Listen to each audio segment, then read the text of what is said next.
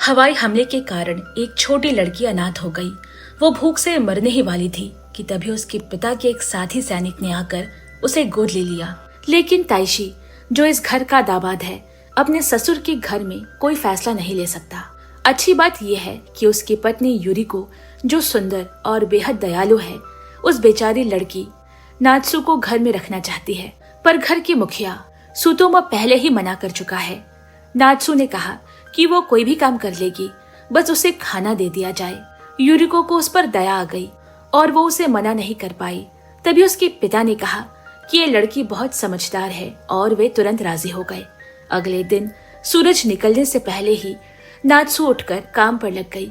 पहाड़ों के कुएं का पानी बर्फ जैसा ठंडा है, इसीलिए उसने पहले ठंडे पानी से अपना चेहरा धोया ताकि उसकी नींद खुल जाए। उसे हैरानी हुई कि इतना ठंडा पानी भी मीठा लग सकता है। फिर वो गायों के बाड़े में गई, जहाँ सुतोमो ने कहा कि आज बस वो देखकर सीख ले। बड़े लोग पहले गर्म पानी से गाय को साफ करते, फिर उन्हें बड़े ड्रमों में बांधकर उनका दूध निकाला जाता। धीरे धीरे लोहे की बाल्टी ताजे दूध से भर जाती। ये देखकर नात्सु को सब कुछ जादू जैसा लगा। वो गर्म तौलिया लाकर मदद करना चाहती है, लेकिन उसे रोक दिया गया। पता चला कि गाय अजनबियों से डर जाती है और हमला भी कर सकती है। अगर किसी को लात पड़ जाए तो जान भी जा सकती है। ये सुनकर नात्सु बहुत डर गई। उसे लगा कि वो तो सिर्फ मदद करना चाहती है, पर गलती कर बैठी। जब सूरज ऊपर चढ़ाया तो गायों को चरने भेजने का समय हो गया। खुशमिजाज नात्सु ने हंसते हुए गायों को अलविदा भी कहा। गाय चली गई, पर काम खत्म नहीं हुआ। अब नात्सु को भारी लोहे का फावड़ा उठाकर गौशाले की सफाई करनी है। ये काम उसके लिए बहुत कठिन है। कभी कभी वो गिर भी जाती, पर तुरंत उठकर फिर काम में लग जाती। ये सब सुतोमो चुपचाप देख रहा है। काम खत्म हुआ तो सभी लोग नाश्ता खाने बैठे। ये समय नात्सु के लिए सबसे खुशी का होता। पूरे दिन की मेहनत के बाद हर चीज जैसे उसे बहुत ज्यादा स्वादिष्ट लगती। शाम को सुतोमो गाय को वापस लेकर आया। नात्सु ने फिर से गायों को हाथ हिलाकर नमस्कार किया। गायों ने पूरे दिन घास खाया, इसीलिए उनका फिर से दूध निकाला गया। सुतोमो बड़े आराम से बाल्टी भरता रहा और नात्सु सब ध्यान से देख रही है। रात होने पर जब लोग खाना खाने बैठे तो नन्ही नात्सु थककर इतनी चूर है कि वो चॉपस्टिक से खाना भी नहीं उठा पा रही। खाना खाते खाते ही उसकी आंख लग गई। नात्सु को इतना थका हुआ देखकर यूरिको रो पड़ी।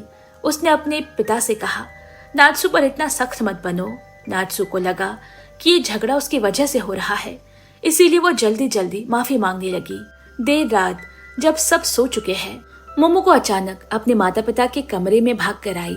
पूछने पर उसने बताया कि नात्सु इतनी जोर से खर्राटे ले रही है कि उसे नींद नहीं आ रही। माता पिता ने कहा कि दादा के कमरे में जाकर सो जाए, लेकिन वहां पहुंचकर उसे पता चला कि दादा तो और भी जोर से खर्राटे ले रहे हैं। अगली सुबह नात्सु सुतोमो के साथ सीखने गई। कुछ देर बाद सुतोमो के मन में एक बात आई।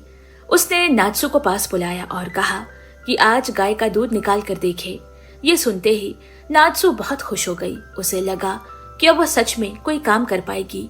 शुरू शुरू में वो डर रही है और उसने गाय से धीरे धीरे बोला, कृपया मुझे लात मत मारना। सुतोमो बगल में खड़ा होकर उसे धैर्य से समझाता रहा। धीरे धीरे नात्सु को तरीका समझ आने लगा और उसने आधी बाल्टी दूध भी निकाल लिया। पूरे समय सुतोमो बिना कुछ कहे सिर्फ नात्सु को देखता रहा। उसकी भौहें और भी ज्यादा सिकुड़ती जा रही है। कोई समझ नहीं पा रहा कि वो क्या सोच रहा है।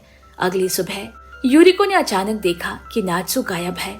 साथ ही गाड़ी और उसके पिता सुतोमो भी नहीं है।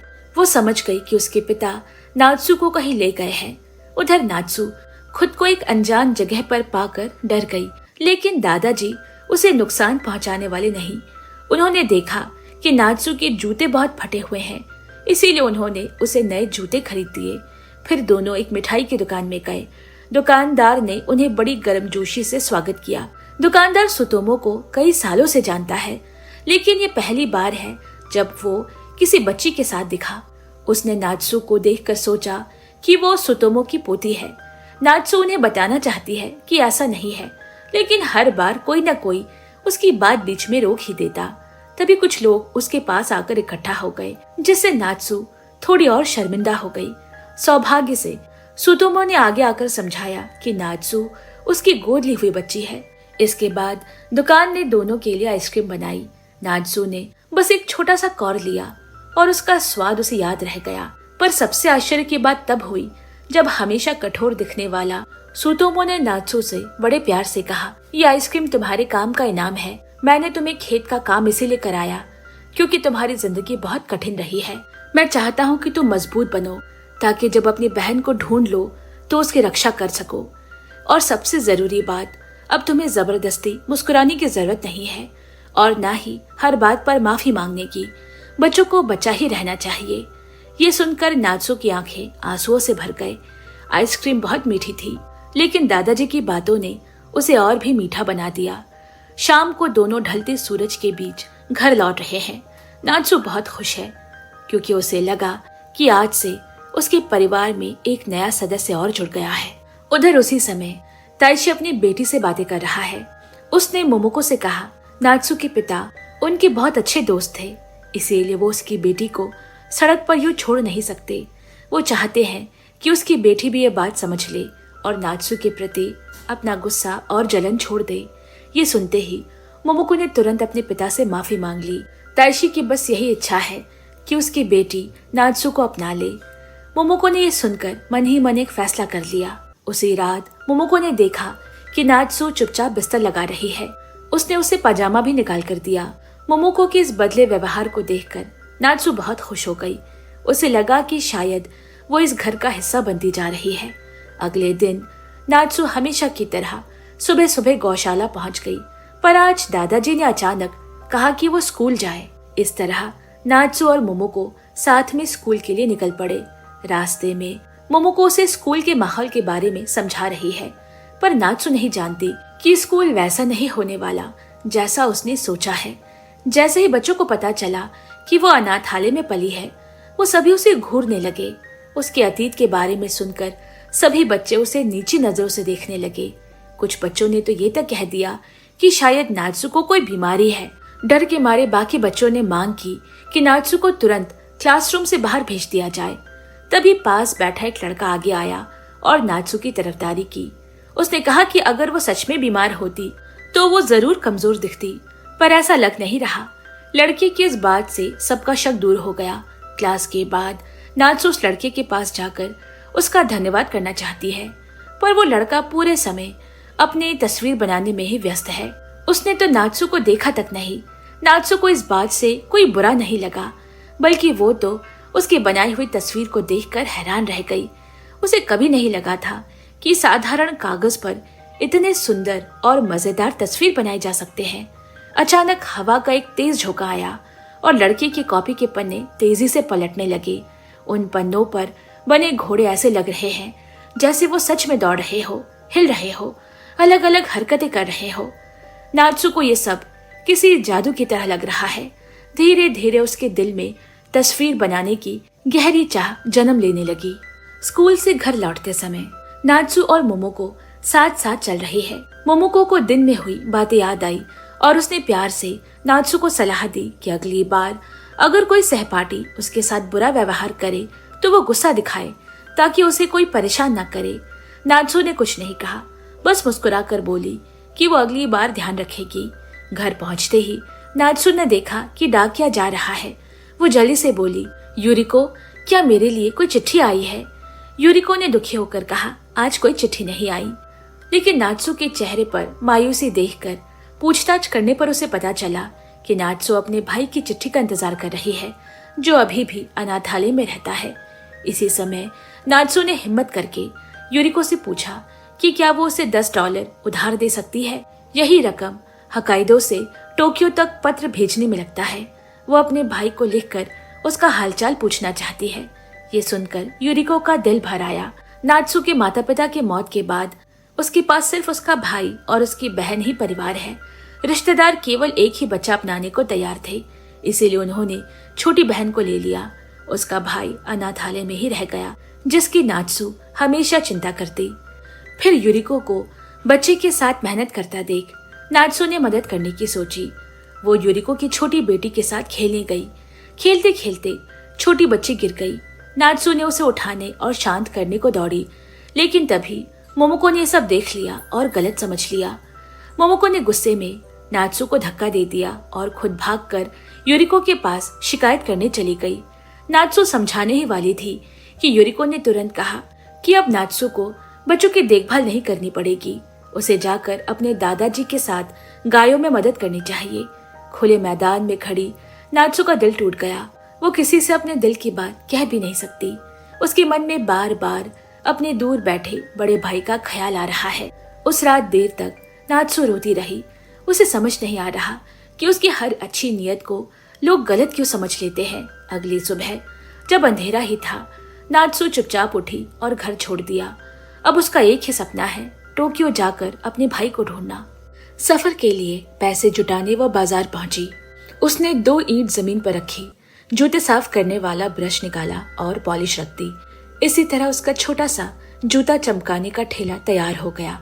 लेकिन कमाई शुरू होने से पहले ही एक पुलिस वाली की नजर उस पर पड़ गई। इसी दौरान जिस परिवार ने उसे अपनाया था, वे भी उसी रास्ते से गुजरे, पर नात्सु से थोड़ी दूरी से चूक गए। सुतोमो तुरंत एक दुकान में गया और पूछा कि क्या किसी ने नात्सु को देखा है। दुकानदार ने कहा कि उसने नहीं देखा और सुझाव दिया कि वे पुलिस स्टेशन जाए। इस इलाके में अक्सर अनाथ बच्चे पुलिस द्वारा उठा लिए जाते हैं। उधर पुलिस नात्सु से पूछताछ कर रही है। जब उन्हें पता चला कि उसके माता पिता नहीं है, तो उन्होंने फैसला किया कि उसे फिर से अनाथालय भेज दिया जाए। नात्सु बुरी तरह डर गई। उसे पता है कि अगर वो अनाथालय गई तो शायद फिर कभी बाहर न निकल सके। ये सोचकर उसने पेट दर्द होने का नाटक किया और बाथरूम जाने की इजाजत ली। जैसे ही पुलिस का ध्यान हटा, वो चुपचाप वहां से भाग निकली। इसके बाद वो अकेली नदी किनारे गई और लकड़ी इकट्ठा करने लगी ताकि उसके बदले में उसे कुछ खाने को मिल सके। नदी किनारे उसने देखा कि उसके स्कूल का सहपाठी आरातो वहां मछलियां पकड़ रहा है। आरातो ने उसे देखकर पूछा कि वो वहां क्यों आई है। नात्सु शर्म से चुप हो गई और घर से भागने की बात नहीं बता पाई। आरातो ने उसकी हिचक महसूस कर ली और कोई सवाल नहीं किया। फिर उसने गौर किया कि नात्सु को भूख लगी है। उसकी पेट से गुड़गुड़ की आवाज आ रही है। जाते समय उसने अपनी पकड़ी हुई मछलियों में से एक उसे दे दी। उसने मछली को साफ किया, आग पर सेका और फिर चुपचाप वहां से चला गया। उधर गोद लेने वाला पूरा परिवार पुलिस स्टेशन जा पहुंचा, लेकिन वो देर कर चुके हैं। जैसे ही उन्हें पता चला कि नात्सु वहां से भाग गई है, उन्होंने अंदाजा लगा लिया कि वो किस दिशा में गई होगी और नदी किनारे उसकी तलाश शुरू कर दी। रास्ते में यूरिको को अपनी गलती का पछतावा हो रहा है।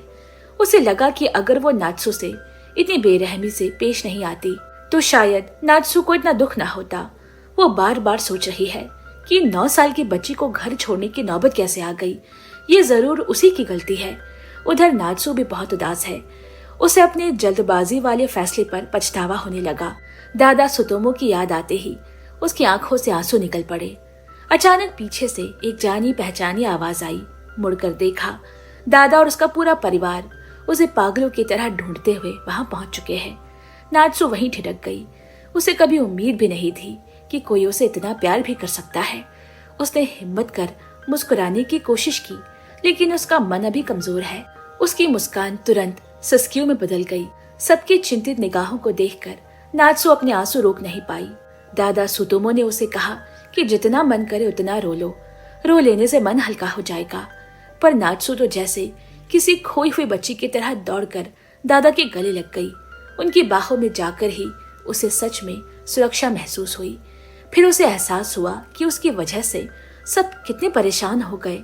वो जल्दी जल्दी सभी से माफी मांगने लगी। यूरिको ने उसे देखा और गुस्सा नहीं हुई, बस मुस्कुरा कर बोली, तू भी ना कितनी नादान है, इतनी सी बात पर घर छोड़ दिया। अगली बार ऐसे चुपचाप मत जाना, नहीं तो हम सब पागल हो जाएंगे।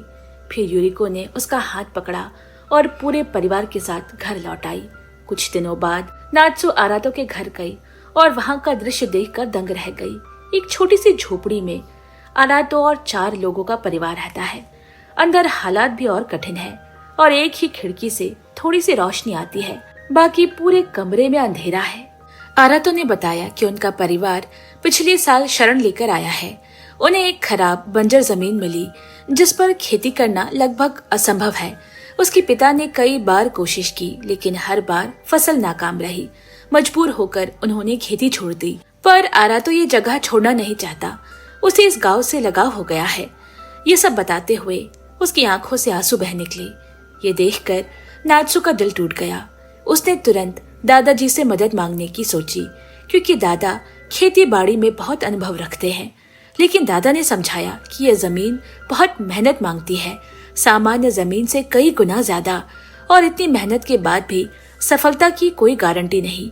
इसीलिए उन्होंने कहा कि नात्सु को दूसरों के मामलों में नहीं पड़ना चाहिए। लेकिन आरातो की बेबसी देखकर नात्सु ने हार नहीं मानी। दादाजी दिल के बुरे नहीं, बस बोलने का तरीका कठोर है। खाली समय मिलते ही वो नात्सु को लेकर बैलगाड़ी में बैठकर आरातो के घर पहुंचे ताकि जमीन को खुद देख सके। नात्सु बहुत खुश है कि अब शायद आरातो के परिवार को उम्मीद मिल जाए। लेकिन खेत पर लंबा समय खड़े रहने के बाद दादा ने कहा कि ये जमीन बच्चों की बस की नहीं, यहाँ कामयाब होने के लिए बेहद कठिन मेहनत चाहिए। इसके बावजूद बच्चों की मासूम उम्मीद भरी निगाहें देखकर दादा ने फैसला किया कि वो आरातो के माँ बाबा से बात करेंगे। उस रात वो फिर आरातो के घर गए और अपनी राय साफ साफ बताई।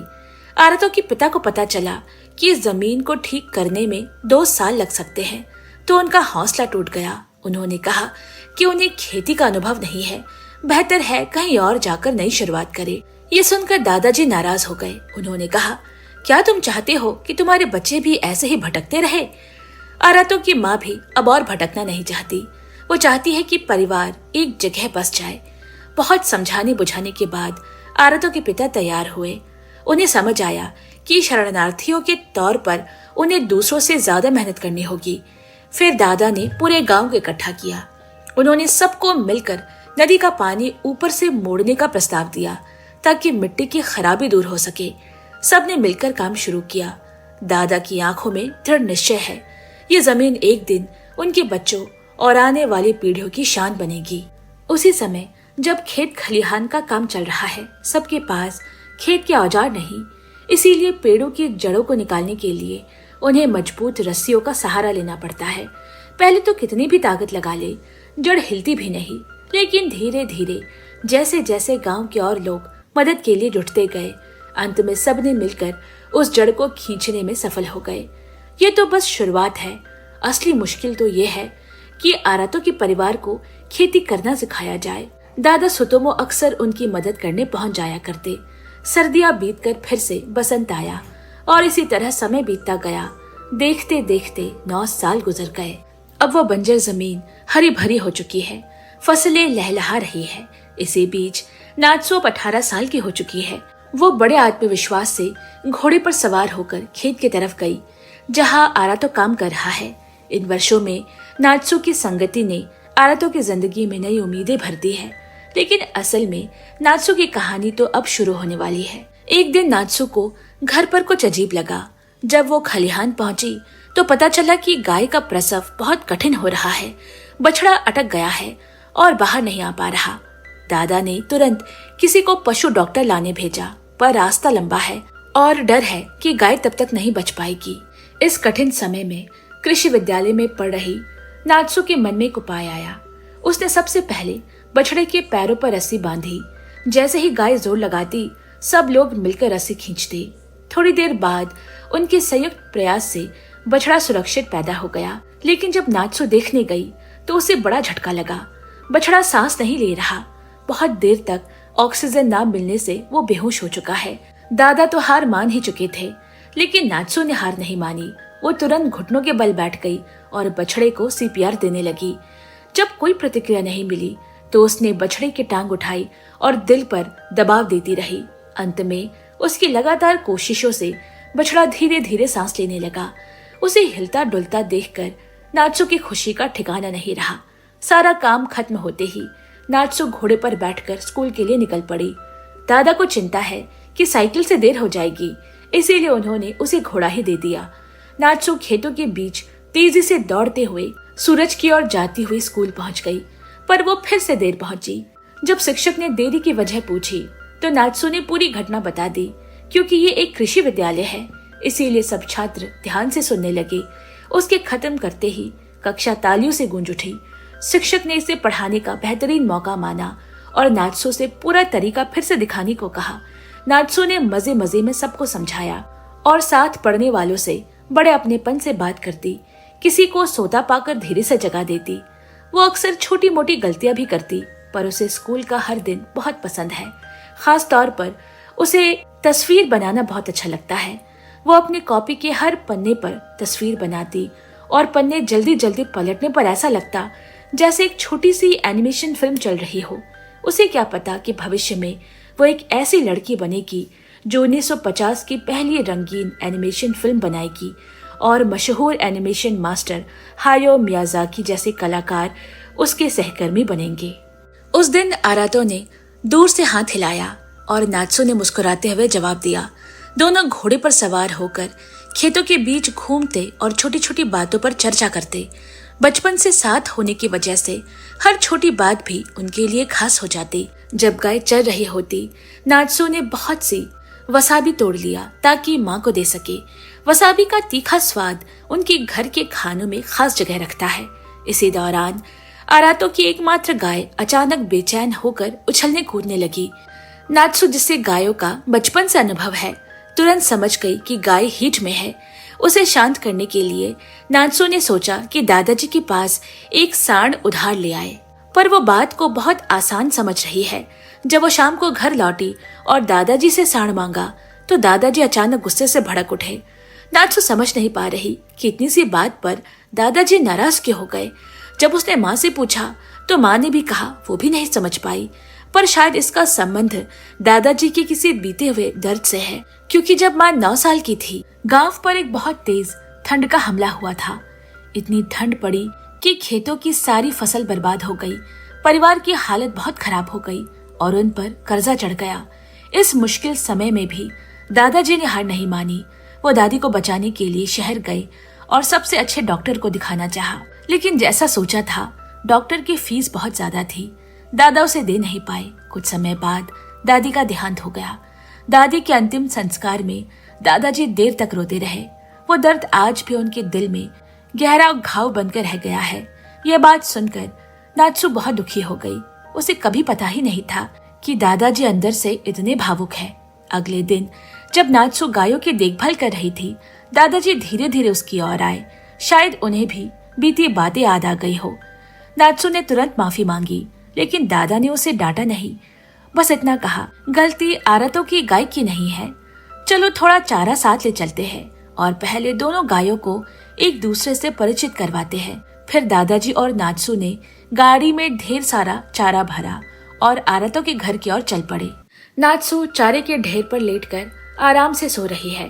तभी दादाजी ने अचानक एक सवाल पूछा, अगर मैं तुम्हें आरातो से शादी न करने दूं तो?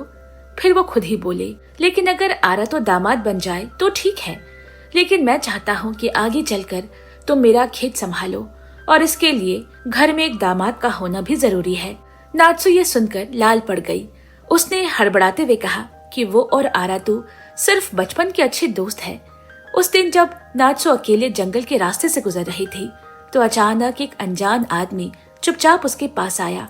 पहले तो नात्सु ने उसे पहचाना नहीं, लेकिन जैसे ही उनकी आंखें मिली, नात्सु का दिल जोर से धड़का। वो यामादा है। 10 साल पहले जब अनाथालय में आग लगी थी, हर कोई जान बचाकर भाग रहा था। नात्सु आग के बीच फंस गई थी, लेकिन यामादा अपनी जान जोखिम में डालकर उसे बचाने दौड़ा। वो उसे गोद में उठाकर बाहर लाया और उसकी जान बच गई। अनाथालय जल जाने के बाद यामादा और उसके भाई ने कुछ सालों तक नात्सु को अपने घर पर रखा। यामादा के साथ वे दिन नात्सु की जिंदगी के सबसे खुशी दिन थे। अब 10 साल बाद यामादा को सामने देखकर नात्सु को लगा मानो किस्मत ने फिर से कोई चमत्कार कर दिया हो। लेकिन यामादा सिर्फ मिलने नहीं आया, वो अपने साथ एक बड़ी खबर भी लाया है। नात्सु के बिछड़े हुए असली भाई की खबर। नात्सु ने यामादा को अपने परिवार से मिलाने के लिए घर बुलाया। परिवार के लोग बेचैन हो गए। उन्हें लगा कि कहीं यामादा नात्सु को वापस ले जाने तो नहीं आया। यामादा ने सबको समझाया, मैंने नात्सु के भाई को टोक्यो की सड़कों पर देखा था। अगर हम उस इलाके में जाए तो शायद वो मिल जाए। यामादा अपना पता देकर अपने यूनिवर्सिटी लौट गया। उसी रात नात्सु काफी देर तक अकेली बैठी सोचती रही। उसके चेहरे पर बेचैनी साफ दिखाई दे रही है। उसके दत्तक माँ यूरिको ने ये देखकर मन ही मन एक बड़ा फैसला किया कि वो नात्सुको को उसका भाई ढूंढ कर देगी। 2 दिन लगातार गाड़ी चलाने के बाद नात्सु और यूरिको आखिरकार टोक्यो पहुंच गई। क्योंकि ये उनका पहला बड़ा शहर है, वे पहुंचते ही रास्ता भटक गई। सौभाग्य से उनके पास यामादा का पता है। कुछ ही देर बाद उन्हें वो मिल गया। यामादा उन्हें उस रेस्तरां के मालिक के पास ले गया जो नात्सु के भाई को जानता है। हालात बताने पर मालिक ने कहा कि उसने नात्सु के भाई को पिछले 6 महीनों से नहीं देखा है। उनकी थकान देखकर रेस्तरां मालिक ने उन्हें कमरा दे दिया ताकि वे आराम कर सके। कमरा ठीक करने के बाद यूरिको अचानक बदली बदली से लगने लगी। बिस्तर ठीक करते ही वो धीरे से बोली, अगर तुम्हें तुम्हारा भाई मिल जाता है तो मुझे माँ मत कहना, आखिर तुम्हारा अपना परिवार है। नात्सु ये सुनकर दुख से भर गई। सालों से यूरिको ही उसके लिए सबसे अपना, सबसे करीबी व्यक्ति थी। आहत होकर नात्सु तुरंत यूरिका की बाहों में सिमट गई। यूरिका ने भी उसे कसकर थाम लिया। दोनों का प्यार उस पर साफ दिख रहा है।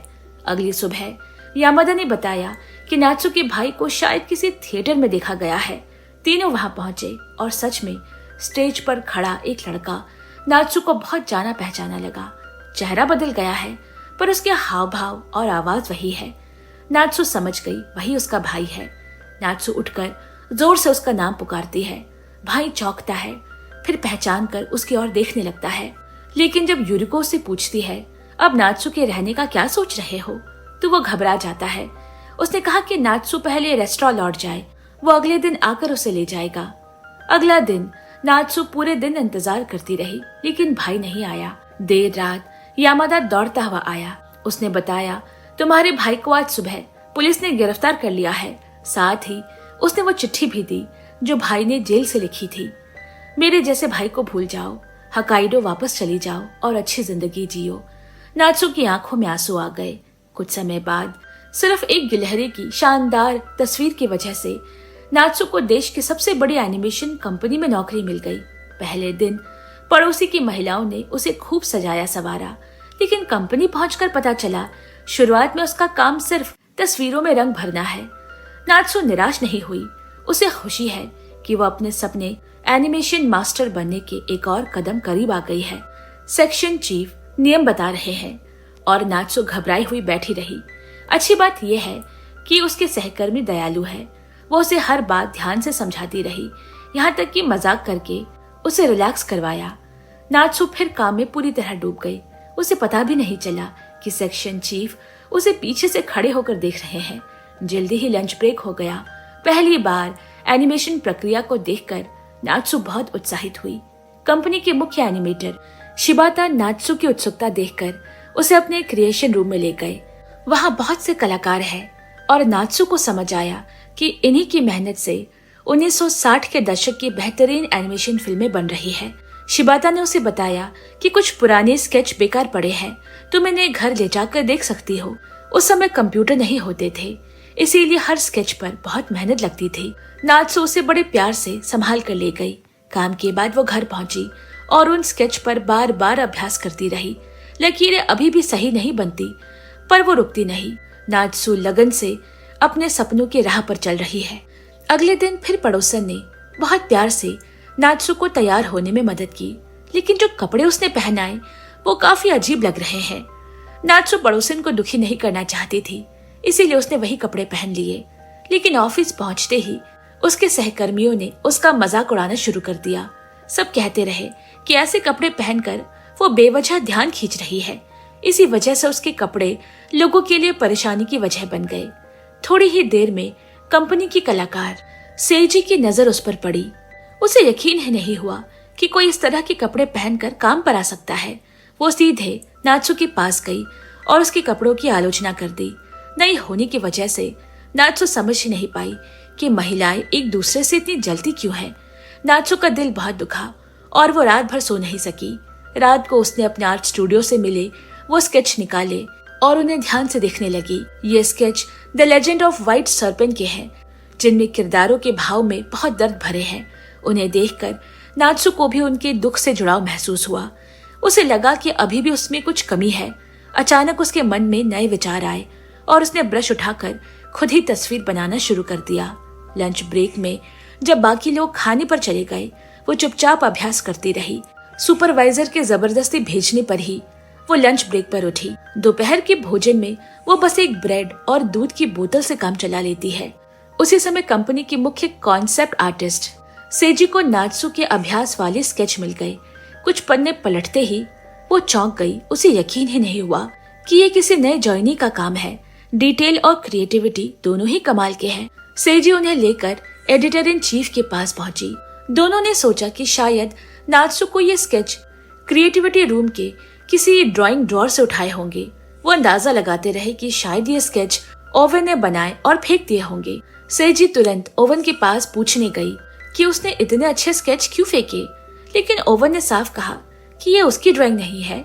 उसने बताया कि the legend of white snake के भाव तो अच्छे हैं, लेकिन लाइन एक बिल्कुल नए कलाकार जैसी है। सेजी ने फिर भी कहा कि एनिमेशन को असली भावनाएं चाहिए, बिल्कुल वैसी जैसी इन स्केचेस में है। उधर नात्सु वापस आई तो उसे अपने स्केच कहीं नहीं मिले। सुपरवाइजर ने बताया कि सेजी उन्हें ले गई, तो वो भागते हुए वहां पहुंची। अंदर जाकर उसने देखा कि सेजी उसके स्केचेस की तारीफ कर रही है। सब ये सोच रहे हैं कि आखिर इसे बनाया किसने। आखिरकार मजबूरी में नात्सु को मानना पड़ा कि स्केच उसी के हैं। सेजी की आंखें खुली की खुली रह गई और बाकी लोग भी हैरान रह गए। जिसे वो एक साधारण नए कर्मचारी की तरह देखते थे, उसमें इतनी प्रतिभा है कि किसी को यकीन ही नहीं हुआ। सेजी को भी अपने पहले किए व्यवहार पर शर्म आ गई। फिर भी वो जानना चाहती है कि नात्सु इतने भावनात्मक चेहरे कैसे बना पाती है। ये सब दृश्य कंपनी के मास्टर इलिस्ट्रेटर शिबाता ने भी देख लिए। अब वो नात्सुको के बारे में पहले जैसा नहीं सोचता। उसने उसके स्केच बॉस को दिखाए। बॉस भी उसकी प्रतिभा देखकर प्रभावित हो गए। शिबाता ने कहा कि क्रिएटिव टीम में लोग कम है और ये कंपनी की नई लड़की ने किया है, इसीलिए वो चाहते हैं कि नात्सु को एक मौका दिया जाए। बॉस ने भी मंजूरी दे दी, लेकिन एक शर्त रखी, नात्सु को कंपनी की स्टैंडर्ड परीक्षा पास करनी होगी। बाद में शिबाता नात्सु को लंच पर ले गया और बताया कि उसे अगले महीने परीक्षा देनी होगी। अगर वो पास हो गई तो उसे तस्वीरों में रंग भरने के काम से छुटकारा मिल जाएगा और वो सीधे एक एनिमेटर बन जाएगी। नात्सु ये सुनकर बहुत खुश हुई, क्योंकि एनिमेशन उसका सपना है, लेकिन उसे पता है कि उसकी तस्वीरों में अभी भी बहुत कमजोरियां है। इसीलिए उसने तय किया कि वो हर रात अभ्यास करेगी, हर किरदार की हरकत को अपने मन में महसूस करती और फिर उन्हें कागज में उतारती। दिन भर काम खत्म करके वो आर्ट विभाग में जाकर पुराने स्केच उठाकर पढ़ती रहती। उनका सुपरवाइजर शिबाता उसकी मेहनत को चुपचाप देखता रहा। दिन बीतते गए और नात्सु लगातार मेहनत करती रही। हर रात वो देर तक अभ्यास करके सोने जाती।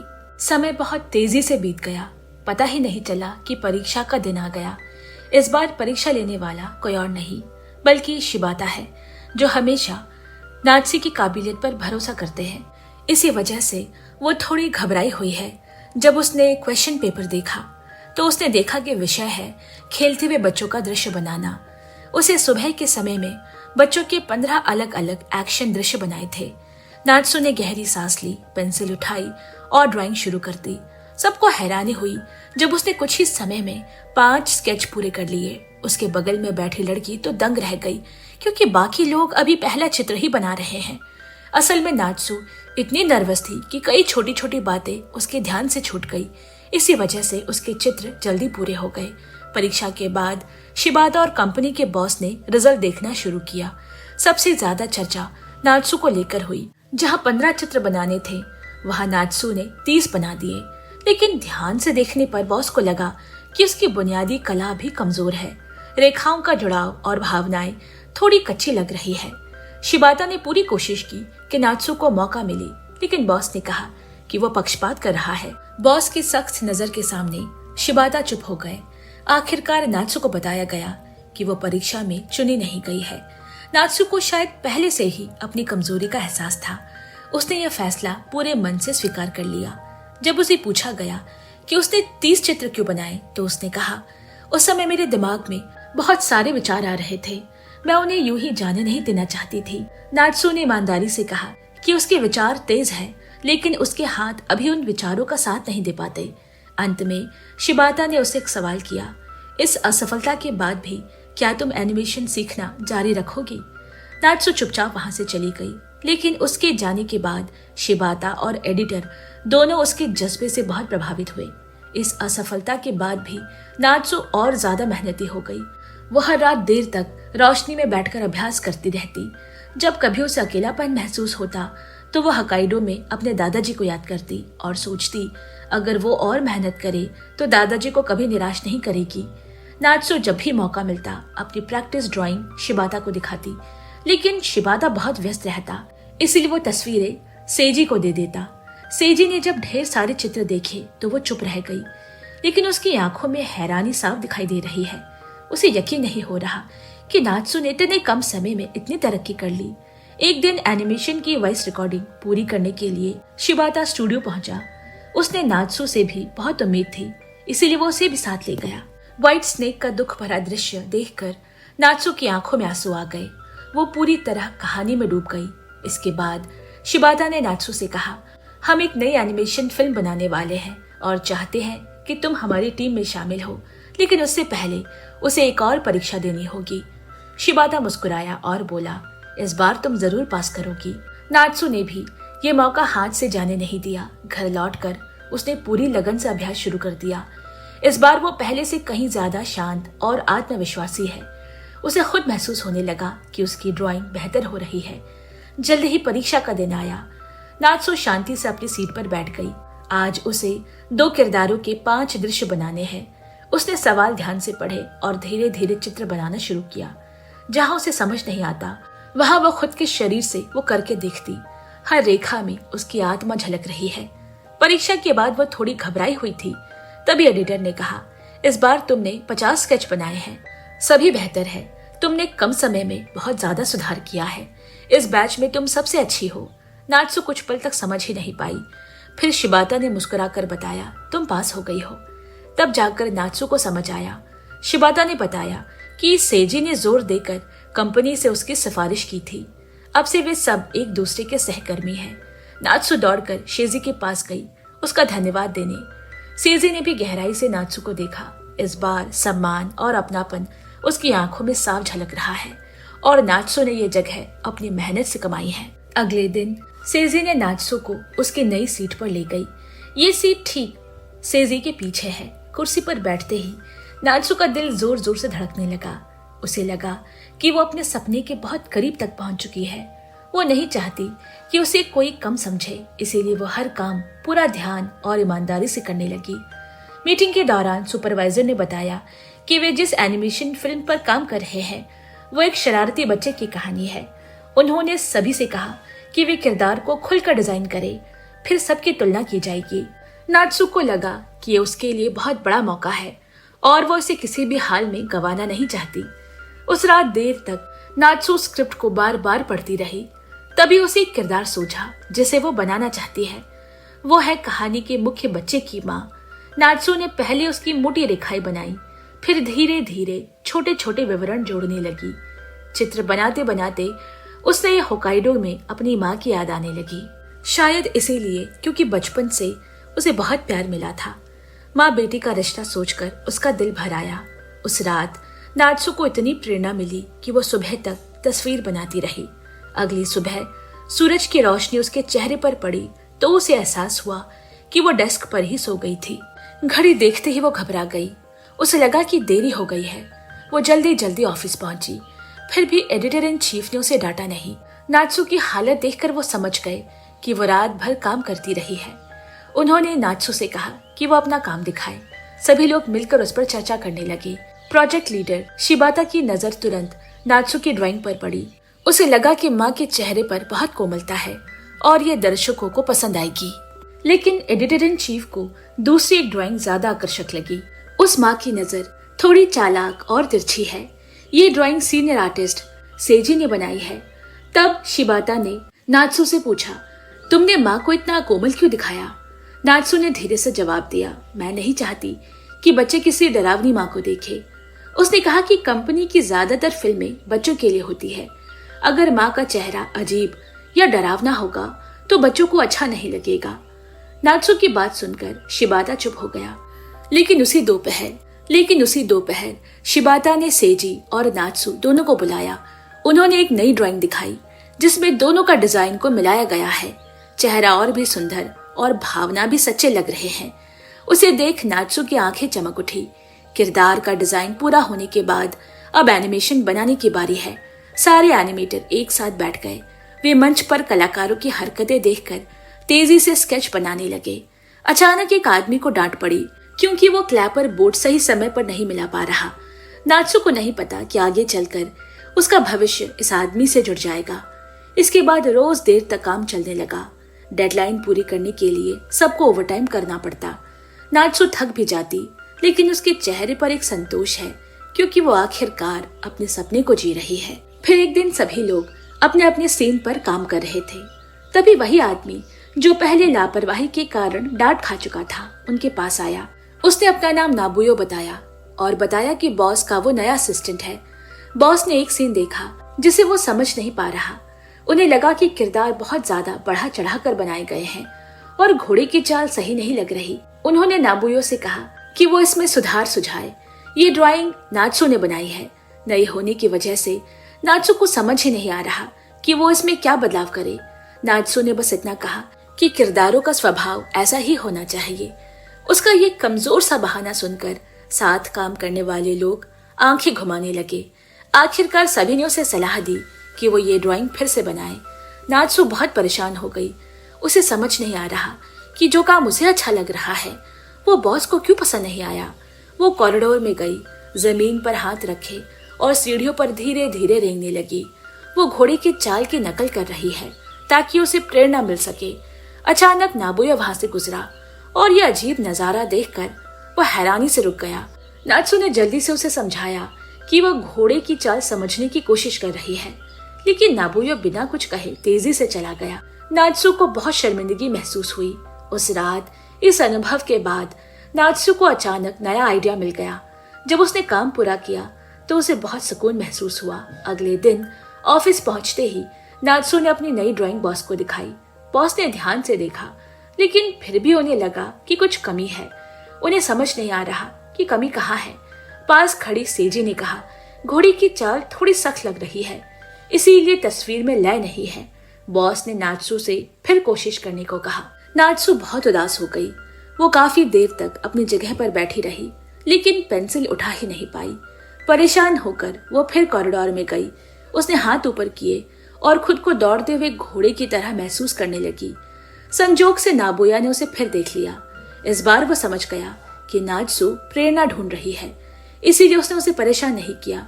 लेकिन तभी नात्सु का पैर फिसल गया और वो सीढ़ियों से गिरने वाली थी। उसी पल नोबुयो ने तेजी से उसे पकड़ लिया। वो गिरने से बच गई। उनकी आंखें मिली। नाबुयो को थोड़ा अजीब सा लगा, लेकिन नात्सु के चेहरे पर अचानक खुशी आ गई। वो बोली, हाँ यही है, और हाथ हिलाते हुए वो खुशी खुशी ऑफिस की तरफ दौड़ गई। बैठते ही उसने अभी अभी महसूस किए गए एहसास को कागज पर उतार दिया। जब बॉस ने वो ड्राइंग देखी तो पहले तो वो चुप हो गए, फिर अचानक जोर से हंस पड़े। उन्होंने कहा कि ये बहुत दिलचस्प है और सेजी को भी दिखाने को कहा।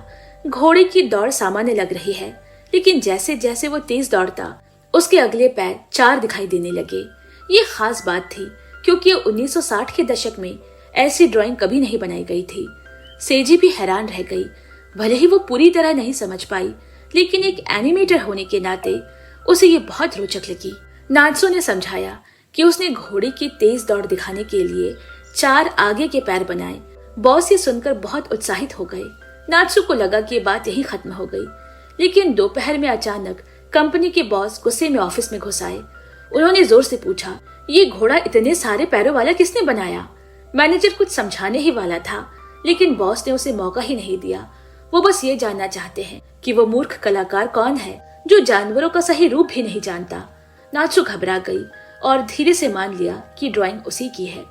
ये जानकर कि वो नई है, बॉस ने उसे डांटा नहीं। उन्होंने पूछा, इसे बनाने की इजाजत किसने दी? जब पूरी कंपनी नात्सु के पक्ष में खड़ी दिखी तो बॉस कुछ नहीं कह पाए। बस उन्होंने शिबादा से पूछा, क्या तुम्हें सच में ये ड्राइंग अच्छी लगती है? शिबादा ने जवाब दिया, अगर कंपनी को आगे बढ़ाना है तो उसे दूसरों की नकल नहीं करनी चाहिए, हमें कुछ नया करना चाहिए और नात्सु की ड्राइंग में नई सोच है। शिबादा की आंखों में भरोसा देखकर बॉस ने युवाओं पर भरोसा करने का फैसला किया। उन्हें नहीं पता कि आज की ये नई सोच अगले 50 सालों तक एनिमेशन की दुनिया बदल देगी। इसके बाद के दिन लगातार ओवर टाइम और डेडलाइन पूरी करने में बीतने लगे, लेकिन नात्सु के दिल में अब डर नहीं, बल्कि अपने सपने को सच करने की मजबूत उम्मीद है। सभी लोग इस प्रोजेक्ट के लिए दिन रात मेहनत कर रहे हैं। हालांकि उन्होंने आराम का समय छोड़ दिया, फिर भी किसी को कोई शिकायत नहीं, क्योंकि इस कंपनी में काम करने वाले हर इंसान का एक ही सपना है, एक ऐसी एनिमेशन फिल्म बनाना जिसे पूरी दुनिया पसंद करे। आखिरकार जब एनिमेशन फिल्म रिलीज हुई तो उम्मीद से कहीं ज्यादा हिट हो गई। कर्मचारियों की मेहनत का सम्मान करने के लिए बॉस ने एक जश्न का आयोजन किया। सभी लोग बहुत खुश हैं। उन्हें गर्व महसूस हो रहा है कि उनका जुनून ही उनका काम बन गया है और उसे इतना अच्छा परिणाम मिला है। लेकिन बॉस का एक काम अभी बाकी है। उन्होंने नात्सु को मंच पर बुलाया, वही नात्सु जिसने घोड़े के 4 आगे के पैर बनाए थे। सबके कहने पर नात्सु को मंच पर जाकर गाना पड़ा। वो थोड़ी झिझकती हुई, लेकिन काम पूरा कर दिया। इसके बाद भी काम का दबाव कम नहीं हुआ। नात्सु लगातार 3 दिनों से ओवरटाइम कर रही है, फिर भी कंपनी को लगता है कि वो अभी और बेहतर कर सकती है। एक एनिमेशन में चलता हुआ पेड़ ऐसा नहीं दिखना चाहिए। ये सोचकर नात्सु कॉरिडोर में गई और धीरे धीरे शरीर हिलाने लगी। वो दूसरों की नकल करके प्रेरणा ढूंढना चाहती है। थोड़ा मन हल्का करने के लिए वो नीचे जाने लगी और तभी उसकी मुलाकात नोबुई से हो गई। नात्सु की आंखों में उलझन देखकर नोबुई को उस पर तरस आ गया। उसे पता है कि नात्सु पहले ही बहुत मेहनत कर रही है, लेकिन उसने ये भी कहा कि अगर उसे सच में एनिमेशन मास्टर बनना है तो उसे अभी बहुत आगे जाना है। नोबुई की बातों में कुछ अलग सा एहसास है। नात्सु सब समझ गई, लेकिन उसका सपना अभी अधूरा है। इसीलिए उसने किसी रिश्ते के बारे में सोचना ठीक नहीं समझा। कुछ समय बाद कंपनी ने एनिमेशन विभाग के लिए एक घूमने फिरने का कार्यक्रम रखा। सभी लोग बहुत मस्ती कर रहे हैं, लेकिन नोबुयो, जिसे कसरत की आदत नहीं, बहुत अनाड़ी लग रहा है। वो गेंद तक पकड़ नहीं पा रहा। दोपहर को सब लोग अपना अपना खाना लेकर बैठे। नोबुयो ने नात्सु का खाना चखने के लिए अपनी ब्रेड उसके खाने से बदल ली।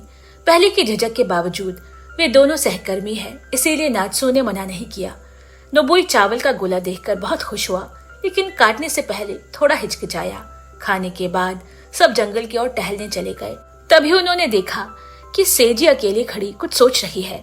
नात्सु ने पास जाकर पूछा तो सेजी ने बताया कि वो शादी करने वाली है। उसका होने वाला पति उसके कॉलेज का दोस्त है। सेजी ने तय किया कि अब वो एक अच्छी पत्नी बनेगी और नौकरी छोड़ देगी, घर संभालेगी, ताकि उसका पति अपने काम पर ध्यान दे सके। सेजी ने कहा कि एनिमेशन उसका सपना है, लेकिन अब शादी की उम्र आ गई है। अपने आसपास सबको बसते बसाते देखकर उसे लग रहा है कि एक स्थिर परिवार ज्यादा जरूरी है। ये सुनकर नात्सु बहुत उदास हो गई। सेजी के साथ बिताए मेहनत भरे दिन वो कभी नहीं भूल सकती, लेकिन हर इंसान की जिंदगी का रास्ता अलग होता है। इसीलिए नात्सु ने सेजी को बस खुश रहने की दुआ दी। कुछ ही समय में नया साल आ गया। परंपरा के अनुसार नात्सु ने सुंदर किमोनो पहना। साथियों के साथ जश्न मनाते समय लोगों ने अफवाह फैला दी कि नात्सु और नोबुयो एक दूसरे को पसंद करते हैं। नोबुयो ने तुरंत कहा ये सिर्फ अफवाह है, लेकिन बाकी लोग उन्हें छेड़ने लगे और बोले कि वो दोनों एक दूसरे के लिए बिल्कुल सही है। सबको हैरान करते हुए नोबुयो ने तुरंत हामी भर दी, लेकिन नात्सु कुछ नहीं बोल पाई। घर लौटते समय नात्सु सोच रही है कि आखिर नोबुयो को उसमें क्या अच्छा लगा। उसी दिन नोबुयो ने उसे एक कोने में रोक लिया और सीधे शादी का प्रस्ताव रख दिया और नात्सु का जवाब जानना चाहा। उसे लगा कि नात्सु मना कर देगी, लेकिन हैरानी की बात यह है कि नात्सु ने बिना सोचे हाँ कर दी। हालांकि नोबुयो का अभी एक जरूरी काम बाकी है। वो अगली एनिमेशन फिल्म का डायरेक्टर बनने वाला है। अगर फिल्म सफल होती है तो वो एक बड़ी शादी करेगा।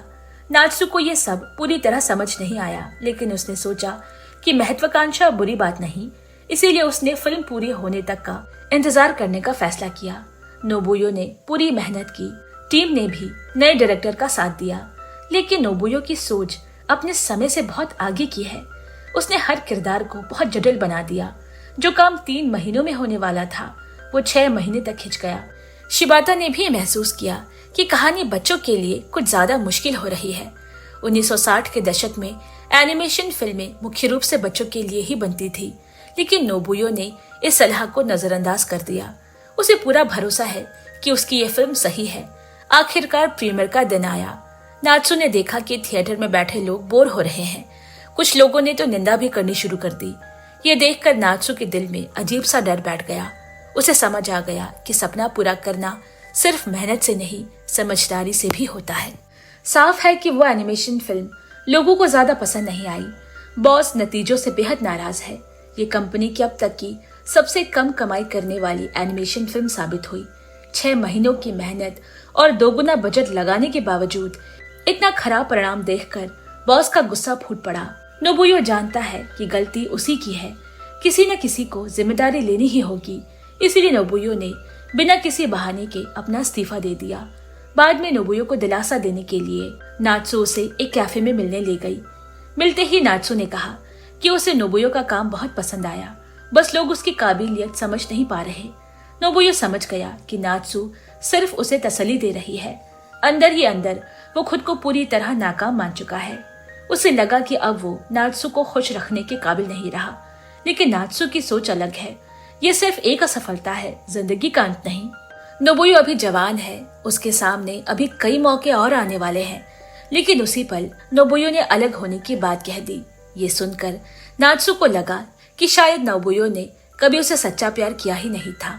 नात्सू ने साफ कहा उसे नोबुयो की कामयाबी से नहीं, उसकी सकारात्मक सोच से प्यार था। वो हमेशा आगे बढ़ने वाला इंसान था और वही बात नात्सू के लिए सबसे ज्यादा मायने रखती थी। चाहे हालात कितने भी मुश्किल क्यों ना हो, नात्सू चाहती थी कि नोबुयो खुद पर विश्वास बनाए रखे। लेकिन उसका खुद से हार मान लेना नात्सू को गहरा दुख दे गया। ये कहकर नात्सू बिना पीछे देखे कैफे से चली गई। उस रात नात्सू बहुत उदास मन से घर लौटी। क्या उसका पहला प्यार यहीं खत्म हो जाएगा? मन नहीं मान रहा, लेकिन हकीकत से मुंह मोड़ना भी संभव नहीं है। अगले दिन नोबुयो को आखिरकार अपनी गलती समझ आई। वो भागता हुआ नात्सू के पास पहुंचा। मिलते ही वे बार बार माफी मांगने लगा। फिर उसने वही शब्द दोहराए, मुझसे शादी कर लो। नोबुयो की सच्चाई और पश्चाताप देखकर नात्सू का दिल पिघल गया। उसने उसे माफ कर दिया। दोनों एक दूसरे से मजबूती से लिपट गए और काफी देर तक बस यूं ही खड़े रहे। उसी दोपहर वे दोनों साथ में कंपनी लौटे और सबके सामने अपनी सगाई की घोषणा कर दी। पूरे सहकर्मियों ने उन्हें दिल से आशीर्वाद दिया। इसके बाद नात्सू ने छुट्टी ली और नोबुयो को अपने साथ होकाइडो ले गई। वो चाहती है कि उसका परिवार उसकी खुशियां अपनी आंखों से देखे। अपने परिचित खेतों में खड़े होकर नात्सू भावुक हो गई। उसकी कहानियां सुनकर नोबुयो भी भावुक हो गया। वो खुले मैदानों में बच्चों की तरह दौड़ने लगा, लेकिन अचानक वो गोबर पर पैर रख बैठा और जोर से गिर पड़ा। शादी की बात आते ही दादा ने अप्रत्याशित रूप से इस रिश्ते का विरोध किया। नोबुयो ने सच्चे दिल से वादा किया कि वो नात्सू को हमेशा खुश रखेगा। लेकिन दादा बोले, भविष्य अनिश्चित होता है, अभी किए गए वादे बहुत जल्दबाजी है। नात्सू समझ गई कि दादा ये सब उसकी चिंता में कह रहे हैं। दादा ज्यादा कुछ नहीं बोले। वो बूढ़े हो चुके हैं। अगर उनकी पोती खुश है तो वही उनके लिए काफी है। रात के खाने पर नात्सू ने परिवार से अपने ही गांव में शादी करने की बात की। जैसे ही उसने कहा कि ये विचार नोबुयो का है, दादा अचानक उठे और अपनी शिकारी बंदूक ले आए। ये मजाक सिर्फ नोबुयो को हंसा गया, बाकी लोग थोड़े असहज हो गए। आखिरकार शादी का दिन आया। सब लोग दादा के आने का इंतजार कर रहे हैं। नात्सू समझ गई कि दादा देरी से इसीलिए आ रहे हैं क्योंकि उनका मन भारी है। वो उन्हें बुलाने गई और उन वर्षों के लिए आभार जताया जब दादा ने उसे पाला पोसा था। तब दादा अपने आंसू रोक नहीं पाए। होंठ कांप रहे हैं लेकिन शब्द नहीं निकल रहे। नात्सू की आंखें भी नम है। वो जानती है कि दादा बाहर से सख्त लेकिन अंदर से बहुत कोमल है। नात्सू फूट फूट कर रो पड़ी और दादा ने मुंह फेर लिया। वो नहीं चाहती कि नात्सू उन्हें इस हालत में देखे।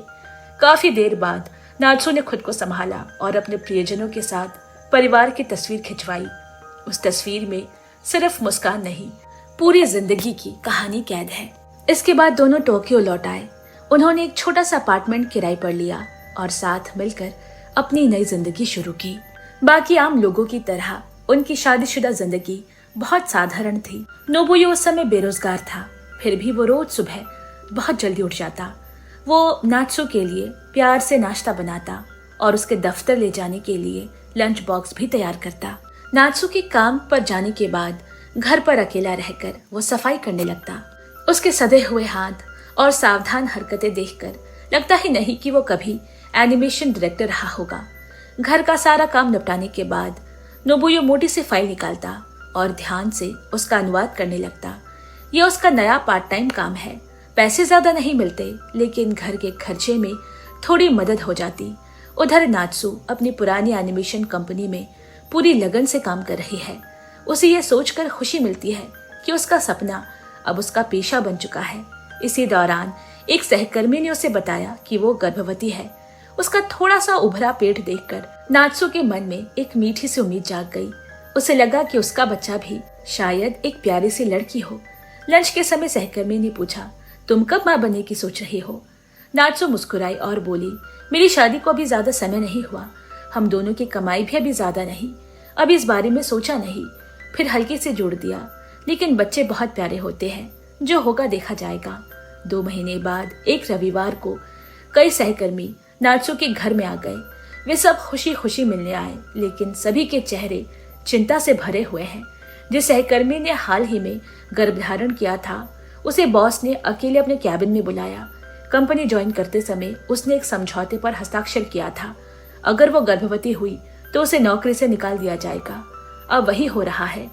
उसके अच्छे काम को देखते हुए बॉस ने उसे अस्थायी कर्मचारी बना दिया, लेकिन इससे उसके परिवार की हालत और भी मुश्किल हो गई। आखिरकार उसने नौकरी छोड़ने का फैसला किया ताकि वह अपने बच्चे की ठीक से देखभाल कर सके। उस रात बिस्तर पर लेटी नात्सु ने नोबुयो से पूछा, क्या हमारा बच्चा खुश रहेगा? इसी दौरान नात्सु को एहसास हुआ कि शायद वो भी गर्भवती है। डॉक्टर ने बताया कि वो 3 महीने की गर्भवती है।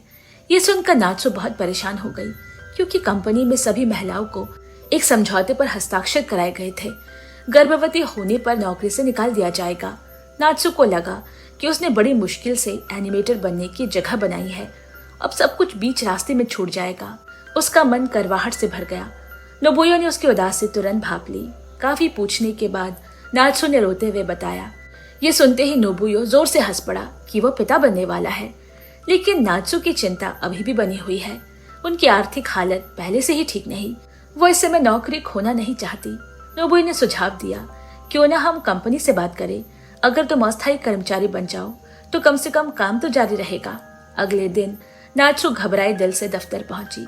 काफी हिम्मत जुटाने के बाद उसने अपने करीबी सहकर्मियों को गर्भावस्था के बारे में बताया। सबने उसे बधाई दी, लेकिन साथ ही उनके चेहरे उदास हो गए, क्योंकि इसका मतलब है नात्सु को भी कंपनी छोड़ना पड़ेगा। फिर भी नात्सु ने तय किया कि वो अस्थायी कर्मचारी बनेगी, भले ही उसकी तनख्वाह आधी हो जाए और सुविधाएं खत्म हो जाए। वो अपना काम नहीं छोड़ना चाहती। नात्सु की बात सुनकर एक सहकर्मी बहुत भावुक हो गया। उसने कुछ करने का फैसला किया। वो सीधे एनिमेशन विभाग में गया और सबको नात्सु की स्थिति के बारे में बताया। विभाग प्रमुख शिबाता नात्सु की मेहनत अच्छी तरह जानते हैं। वो उसे इस तरह जाते नहीं देख सकते, लेकिन 1960 के दशक में लगभग हर कंपनी के नियम ऐसे ही थे। लोग असमंजस में पड़ गए।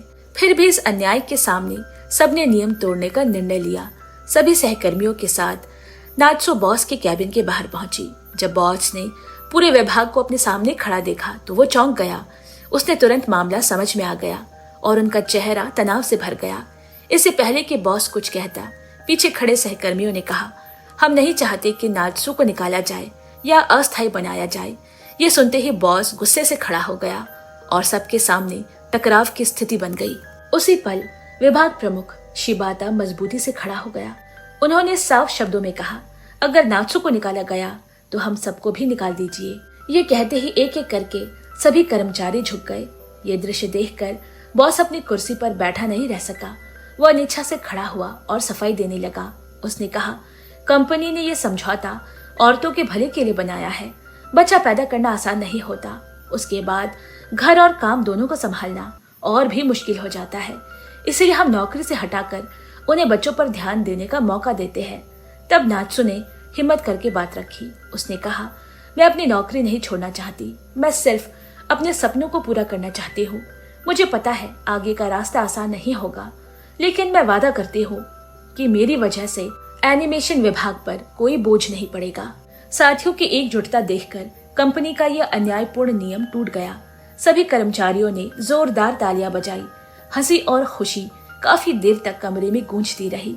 लेकिन अभी और भी अच्छी खबरें आनी बाकी है।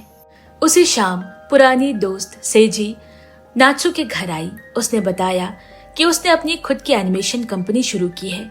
हालांकि कंपनी अभी नई है, लेकिन सेजी को पूरा भरोसा है कि वो एक दिन बड़ा नाम बनाएगी। वो एक खास मकसद से आई है। वो चाहती है कि नोबुयो उसकी कंपनी में एनिमेशन डायरेक्टर बने। ये खबर सुनकर नोबुयो बहुत खुश हो गया, लेकिन फिर उसकी नजर नात्सु पर पड़ गई। गर्भावस्था के बाद नात्सु को अब उसकी ज्यादा जरूरत है। नोबुयो दुविधा में पड़ गया। उसी दिन नात्सु को एक और हैरान करने वाली बात पता चली।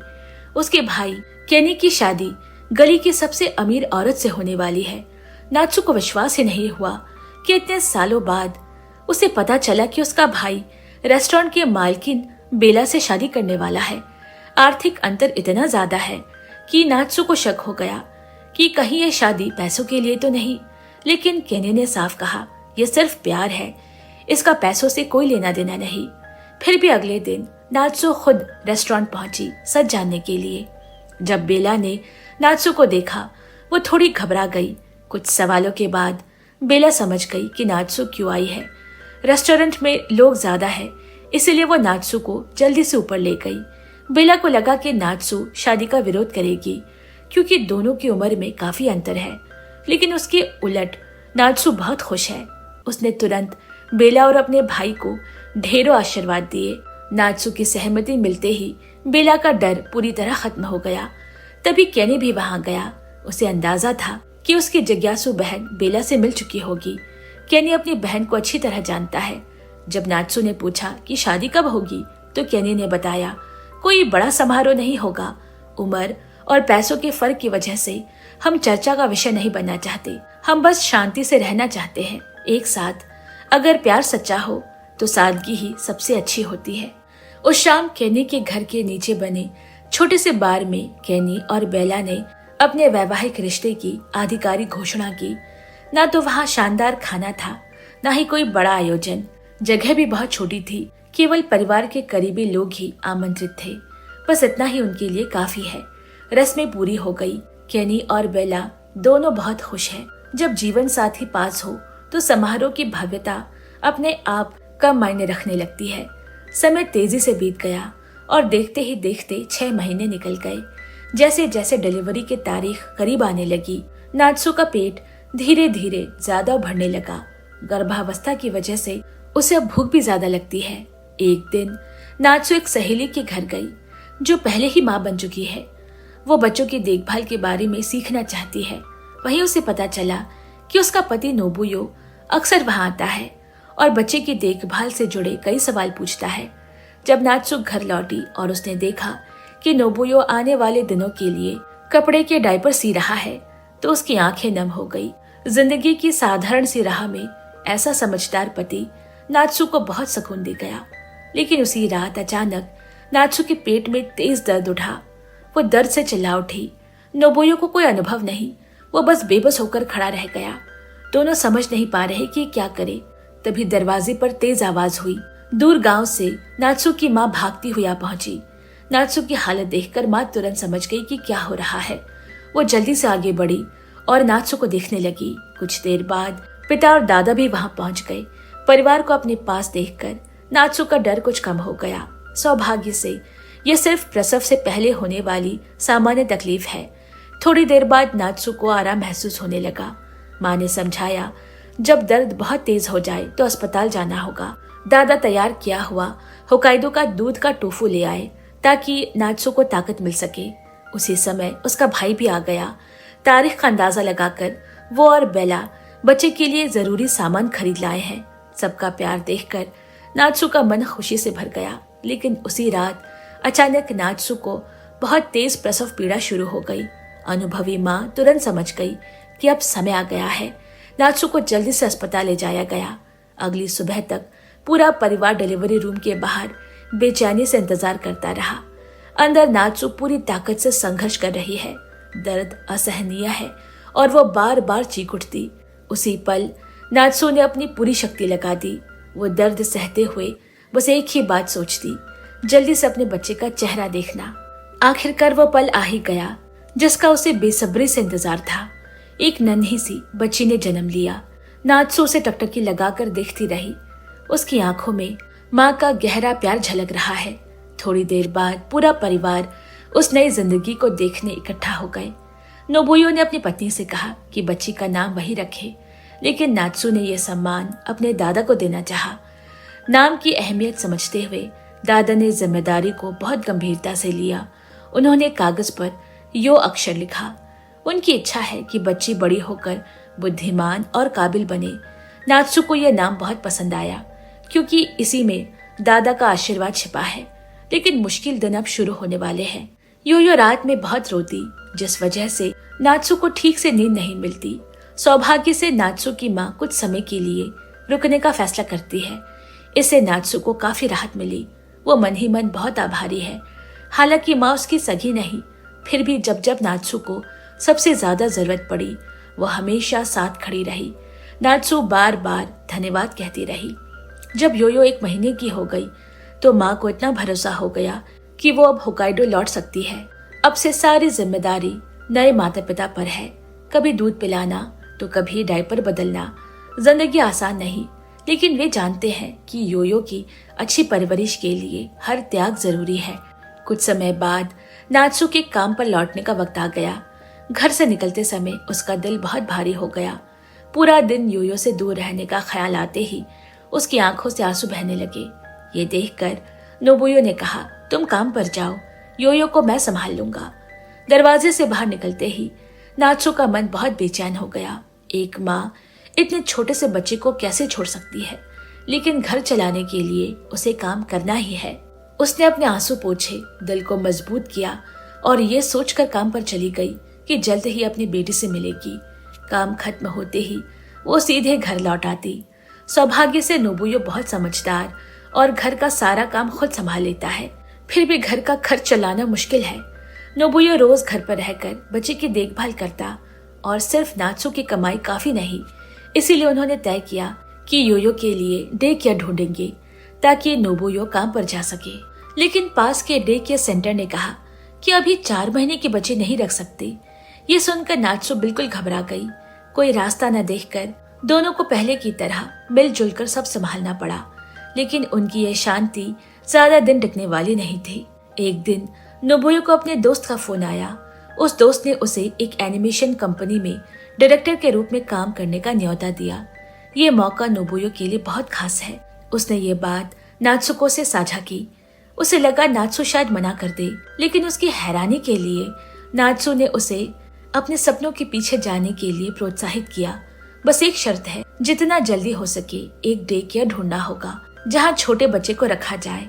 उधर जब नात्सु खुद काफी परेशान चल रही थी, तभी उसकी कंपनी से एक और खबर आई। उसे डिपार्टमेंट डायरेक्टर पद दिया जा रहा है। इसका मतलब है और ज्यादा काम, अक्सर ओवर टाइम, जबकि उसे अपनी बेटी के लिए घर जल्दी लौटना होता है। नात्सु ने यह प्रस्ताव स्वीकार नहीं किया, लेकिन उसकी बॉस को नात्सु पर पूरा भरोसा है। उन्हें लगता है कि इस पद के लिए नात्सु के अलावा कोई और योग्य नहीं। नात्सु बड़ी दुविधा में पड़ गई। ये वही सपना है जिसके लिए उसने सालों मेहनत की। वो इसे छोड़ना नहीं चाहती, लेकिन जिंदगी अक्सर अचानक मोड़ लेती है। उसी शाम उसकी अच्छी दोस्त लिली अचानक मिलने आई। उसे नात्सु और नोबुयो की परेशानी के बारे में पता चल चुका है। लिली ने प्यार से कहा, दिन में तुम अपनी बेटी को मेरे घर छोड़ सकती हो, बच्चे साथ खेलेंगे। नात्सु का मन भारी, लेकिन वो जानती है यही सबसे सही रास्ता है। इससे वो और नोबुयो काम पर ध्यान दे सकेंगे। अगले दिन सब तैयार करके वो अपनी बेटी को लिली के घर छोड़ने गए। नोबुयो ने दूध, बोतल, कपड़े, कंबल, हर चीज ध्यान से समझाई। सब कुछ समझाने के बाद उसे चैन मिला, लेकिन जैसे ही नात्सु जाने लगी, उसकी बेटी जैसे समझ गई। वो माँ की ओर देखकर जोर जोर से रोने लगी। दरवाजे तक पहुंच चुके नात्सु रुक नहीं पाई। वो लौट कर आई, बेटी को गोद में लिया और प्यार से सहलाया। नोबुयो का दिल भी भर आया, लेकिन उसने नात्सु को समझाया कि अब जाना ही होगा, वरना बच्ची और रोएगी। घर से निकलकर नात्सु बहुत दुखी हो गई। अगर जिंदगी की मजबूरी ना होती तो कौन सी माँ अपने नवजात बच्चे को छोड़ना चाहेगी। ऑफिस पहुंचकर नात्सु ने खुद को पूरी तरह काम में डुबो दिया। वो लगातार काम करती रही ताकि बेटी की याद दिल में न आए। उधर नोबुयो भी अपनी नई कंपनी में डायरेक्टर के रूप में काम शुरू कर चुका है। पूरा दिन मीटिंग्स और चर्चाओं में बीता। वो भी खुद को व्यस्त रखकर बेटी को याद न करने की कोशिश कर रहा है। शाम 6 बजे घर लौटने का समय हुआ। नात्सु बेटी को लेने ही वाली थी कि एक कर्मचारी उसे काम मंजूर कराने आ गया। डायरेक्टर होने के नाते उसे काम पूरा करना पड़ा। जब वो लिली के घर पहुंची तो रात के 9 बज चुके थे। लिली ने कहा कि कोई बात नहीं, लेकिन नात्सु का दिल गिल्ट से भर गया। घर पहुंचकर नात्सु ने अपनी बेटी को बहुत देर तक गोद में रखा। जैसे ही माँ की खुशबू मिली, बच्ची जोर से रो पड़ी। ये देखकर नात्सु का दिल टूट गया। उसे लगा था वक्त के साथ सब ठीक हो जाएगा, लेकिन एक दिन लिली का फोन आया। बेटी को तेज बुखार है और हालत ठीक नहीं। नात्सु घबरा गई। वो छुट्टी लेना चाहती है, लेकिन ऑफिस बहुत व्यस्त है। मजबूरी में उसने नोबुयो को फोन किया, लेकिन वो क्लाइंट मीटिंग में है। घर लौटते समय नात्सु को एक ही इंसान याद आया। घर पहुंचकर देखा कि उसका भाई योयो को सुला चुका है। बुखार भी अब काफी उतर गया है। नात्सु को बहुत राहत मिली। उसका भाई कुछ नहीं बोला, बस प्यार से योयो को देखता रहा। पल भर में 3 साल बीत गए। नात्सु जब भी किसी हरकत को समझ नहीं पाती, वो खुद करके देखती और फिर उसे ड्रॉ करती। कभी कभी योयो भी माँ की नकल करती। तस्वीरें अभी अच्छी नहीं है, लेकिन उसकी रुचि साफ दिखती है। बचपन से ही दूसरों के साथ रहने की वजह से योयो काफी आत्मनिर्भर हो गई है। हर दिन नात्सु उसे किंडरगार्टन छोड़ती। शाम को योयो माँ के पास लेटकर कहानी सुनती और सो जाती। हालांकि वो शरारती भी है। एक सुबह नात्सु ने देखा कि योयो कुछ बना रही है। वो उसकी वर्क स्केच है। नोबुयो हैरान रह गया। 4 साल की योयो में गजब की कला है। वो बस माँ की मदद करना चाहती है ताकि माँ आराम कर सके। नात्सु दिन में 12 घंटे काम करती है ताकि ज्यादा कमा सके। किंडरगार्टन से योयो को अक्सर दोस्त लाते हैं, लेकिन योयो बहुत समझदार है।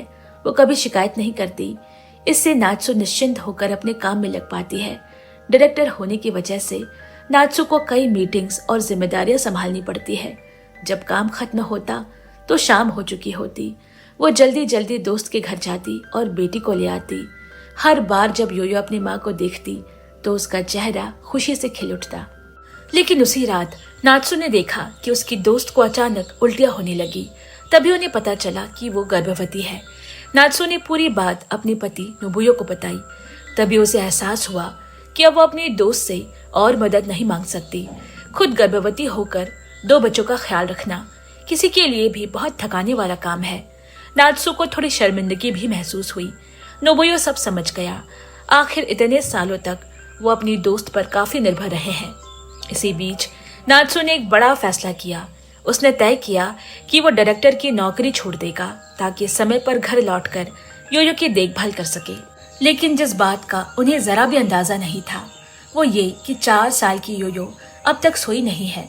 उसने माता पिता की सारी बातें सुन ली। उसकी आंखों में गहरी सोच है। कोई नहीं जानता कि वो क्या सोच रही है। अगले दिन नात्सु काम खत्म होते ही सीधे अपने दोस्त के घर पहुंची। उसने अपना फैसला भी बता दिया। दोस्त ने कहा कि कोई दिक्कत नहीं, वो अभी भी योयो का ध्यान रख सकती है। लेकिन नात्सु अब और बोझ नहीं बनना चाहती। जब उसने योयो को घर चलने को कहा तो योयो ने सिर हिलाकर मना कर दिया। वो बार बार कहती रही कि वो घर नहीं जाना चाहती। जैसे ही नात्सु पास आई, योयो अपनी मौसी से और जोर से चिपक गई। वो छोड़ने को तैयार ही नहीं।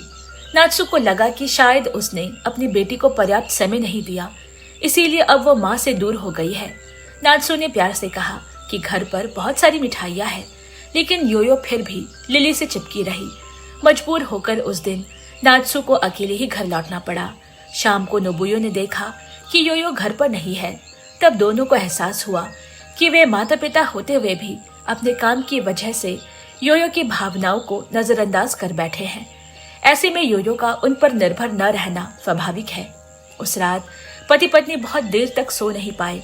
तभी फोन की घंटी बजी। लिली ने बताया कि नात्सु के जाने के बाद से योयो चुपचाप रो रही है। वो पूरी रात उसे समझाने की कोशिश करती रही, लेकिन योयो शांत नहीं हुई। ये सुनते ही नात्सु और नोबुया घबरा गए और तुरंत लिली के घर पहुंचे। जैसे ही दरवाजा खुला, योयो उठी और सीधे नात्सु की बाहों में कूद गई। धीरे धीरे उसका रोना थम गया। घर लौटते समय नात्सु ने योयो को चुपचाप गोद में उठाए रखा। दोनों ने एक भी शब्द नहीं कहा, लेकिन बेटी की जरूरत बन पाना उनके लिए सबसे बड़ी खुशी है। अगले दिन ऑफिस पहुंचते ही नात्सु ने अपने बॉस से मुलाकात की। उसने डायरेक्टर पद से इस्तीफा देने का फैसला सुना दिया। वो फिर से एनिमेटर बनना चाहती है। वजह साफ है, वो शाम 6 बजे काम खत्म करके अपनी बेटी के पास जाना चाहती है। लेकिन बॉस की सोच अलग है। उन्हें लगता है कि कंपनी को नात्सु की बहुत जरूरत है। नात्सु ने तुरंत हामी नहीं भरी। वो थोड़ा समय चाहती है। बॉस ने शिबाता से कहा कि वो नात्सु को हर हाल में मनाए, लेकिन शिबाता नात्सु की मजबूरी समझता है। उसने दबाव नहीं डाला, बस इतना कहा कि वो अपने शुरुआती सपनों को मत भूले। जब नात्सु ने अब तक का संघर्ष याद किया तो उसकी पहली चाहत फिर से उसके दिल में जाग उठी। थोड़ा सोचने के बाद नात्सु ने आखिरकार हामी भर दी, क्योंकि इन दिनों काम थोड़ा कम है। नात्सु शाम को खुद किंडरगार्टन गई योयो को लाने। योयो ने माँ को धन्यवाद कहा कि वो उसे लेने आई। यह सुनकर नात्सु की आंखें भर आई। उसे कभी नहीं लगा था कि इतनी सी बात योयो के लिए इतनी अहम होगी। इसके बाद के दिनों में योयो ने देखा कि उसकी माँ कितनी मेहनत करती है। वो घर के कामों में माँ की मदद करने लगी, लेकिन उसकी एक ख्वाहिश है। वो चाहती है कि माँ उसे होकाइडो घुमाने ले जाए और घुड़सवारी कराए। थोड़े से आराम के बाद नात्सु फिर अपने काम में लौट गई। मीटिंग्स, ड्राइंग्स की मंजूरी, काम बहुत है, लेकिन उसे लग रहा है कि वो अपने सपने के बहुत करीब पहुंच रही है। अब स्कूल के बाद योयो की जिम्मेदारी उसके बड़े भाई पर है। अच्छी बात यह है कि योयो केनी के साथ बहुत खुश रहती है। वो जो भी चित्र बनाती उसमें केनी ही होता। बेला भी योयो से बहुत प्यार करती है। वो उसके लिए स्वादिष्ट खाना बनाती। इस तरह दिन बीतते गए और सबने मिलकर कई खुशहाल पल बिताए। एक आम से रविवार को अचानक गांव से उसकी बहन मोमोको नात्सु के घर आ गई। बातों बातों में उसने बताया कि नात्सु का बचपन का सबसे अच्छा दोस्त आरातो अब अस्पताल में भर्ती है। मोमोको को पूरी बात पता नहीं, मगर ये सुनते ही नात्सु अतीत में खो गई। उसे याद आया जब वो बचपन में सड़कों पर भटक रही थी। 3 दिन तक उसके पास खाने को कुछ नहीं था। तब आरातो ने नदी से मछली पकड़कर उसे खिलाया था। उस समय नात्सु अपने गांव लौटी और आरातो से मिली। उसे पता चला कि आरातो की शादी हो चुकी है। वो और उसकी पत्नी अपनी जमीन पर रहते हैं और खेती करके गुजारा करते हैं। अपने बचपन के दोस्त को परिवार बसाते देख नात्सु ने दिल से उन्हें खुश रहने की दुआ दी। उसे लगा कि आगे सबकी जिंदगी खुशहाल होगी, लेकिन किस्मत को कुछ और ही मंजूर था। कुछ ही समय बाद नात्सु को खबर मिली कि ज्यादा मेहनत की वजह से आरातो गंभीर रूप से बीमार पड़ गया है और अस्पताल में भर्ती है। नात्सु बहुत घबरा गई। वो तुरंत अपने गांव जाकर आरातो से मिलना चाहती है, लेकिन कंपनी में काम का दबाव बहुत ज्यादा है। वो सिर्फ 1 हफ्ते की छुट्टी ही ले सकी। इधर आरातो को भी एहसास हो गया कि उसके पास ज्यादा समय नहीं बचा। इसीलिए उसने तय किया कि वह नात्सु के साथ बिताए सुंदर पलों को चित्रों में उतारेगा। उसके लिए सबसे खास बचपन की यादें। आरातो का बड़ा भाई समझ गया। उसने कुछ नहीं कहा। उसे बस इतना चाहिए कि उसका छोटा भाई खुश रहे। उस शाम हवा में हल्की ठंडक है। कमजोर शरीर के बावजूद आरातो अकेले अस्पताल से घर लौट आया। परिवार हैरान है। उसे तो 2 महीने बाद छुट्टी मिलनी थी। जब पूछा गया तो आरातो ने कहा, मुझे घर की याद आ रही थी। उसने अपने दोनों बच्चों को जोर से गले लगाया, फिर अपने स्टूडियो गया और चित्र बनाने लगा। उसकी पत्नी शायद सब समझ चुकी है। वो चुपचाप आरातो के पास बैठ गई। अपनी समझदार पत्नी को देखकर आरातो का दिल भर आया। उसने उसे देर तक थामी रखा। अगली सुबह पूरी रात चित्र बनाकर आरातो ने अपना आखिरी काम भी पूरा कर लिया, लेकिन थकान की वजह से उसका चेहरा पीला पड़ गया। वो अपनी उस जमीन पर गया जिसे उसने सालों तक सींचा। हल्की हवा चल रही है।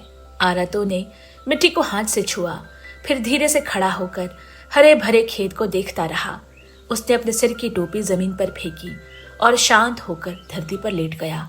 उसी पल उसकी सांसें हमेशा के लिए थम गई। टोक्यो में रहने वाले आरातो के बड़े भाई ने ये खबर नात्सु को दी। एक पल के लिए नात्सु कुछ समझ ही नहीं पाई। उसे ये गम है कि वो अपने सबसे अच्छे दोस्त से आखिरी बार मिल भी नहीं सकी।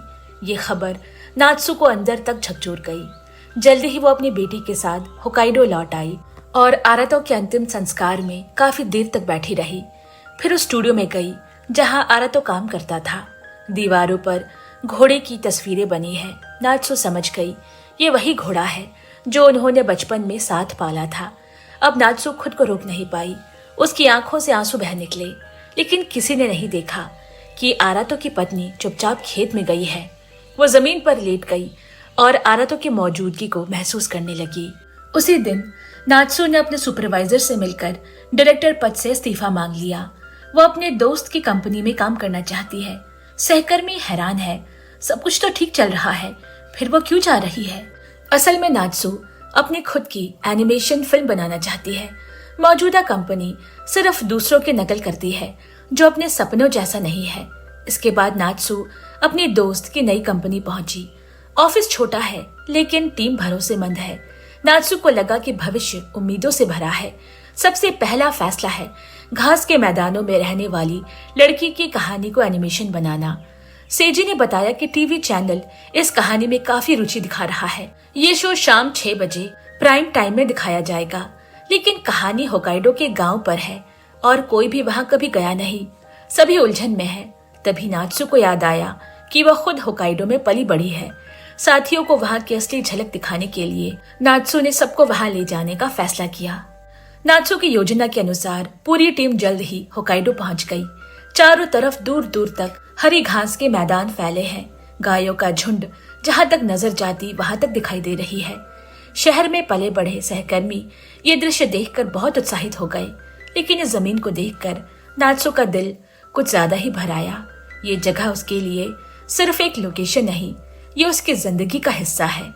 नात्सु सबको अपने गांव ले आई और बताने लगी कि कैसे उनके दादा ने इस जमीन को खुद अपने हाथों से बसाया था।